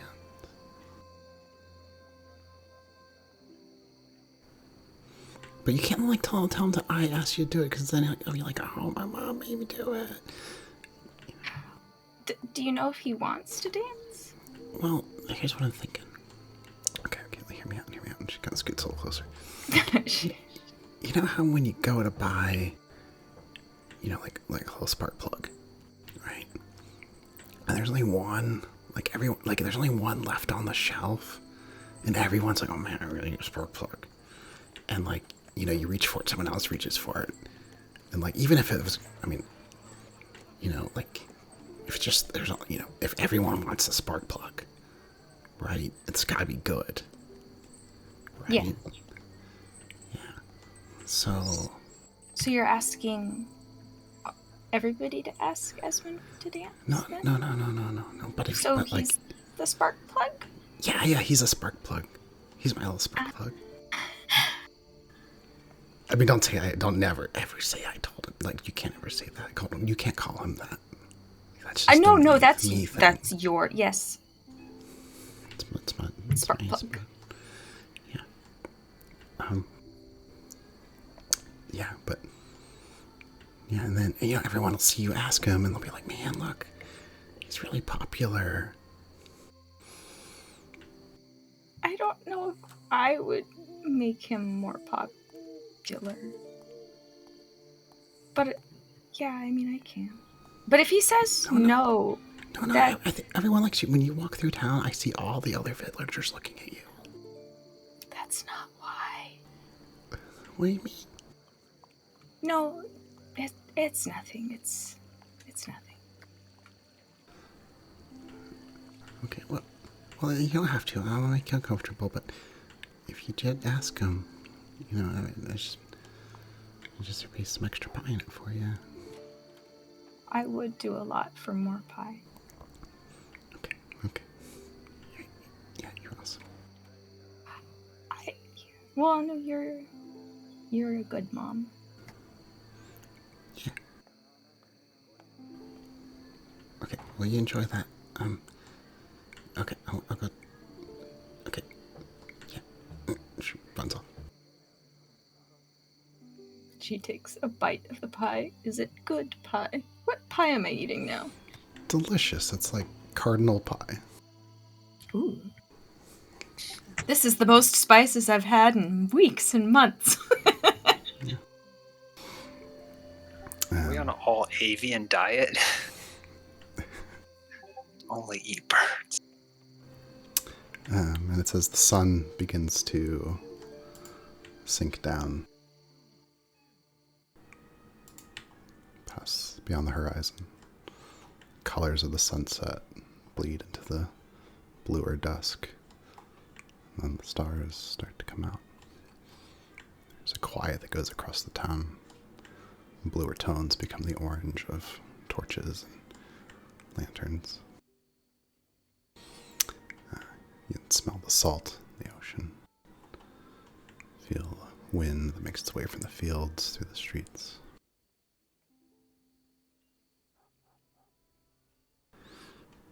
You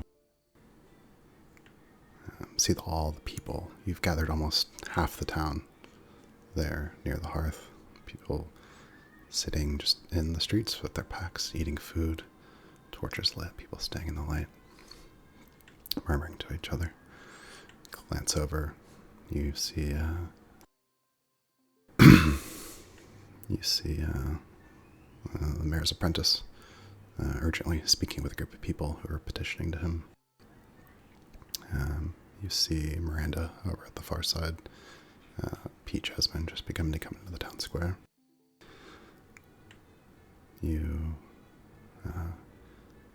hear the first pops, blue flashes, the edges of town. You start to hear the sound of screaming begin to roll up. You hear a bit of panic move in waves kind of throughout the far streets of the town, spreading toward the hearth. People start to stand.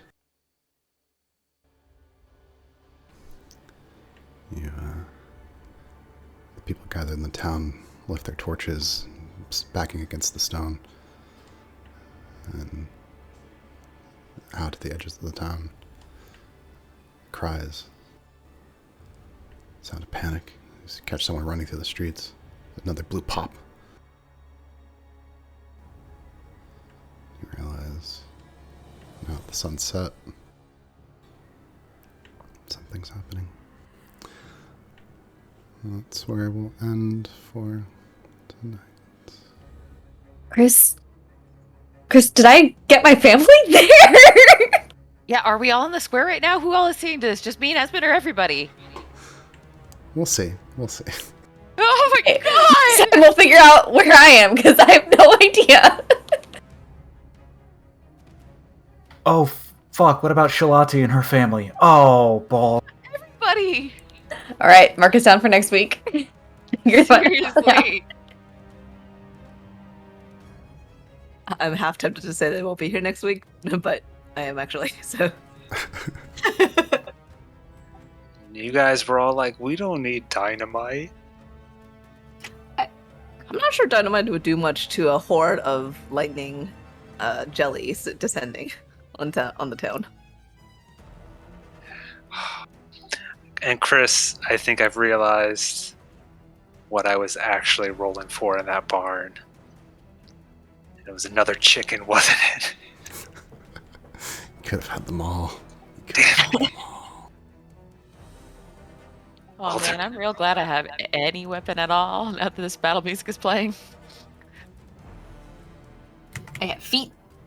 That was a beautiful session. I laughed a lot. Thank you. Oh my god, it was good. it was embarrass Esmond the whole session. The entire session. Beth almost choked and died.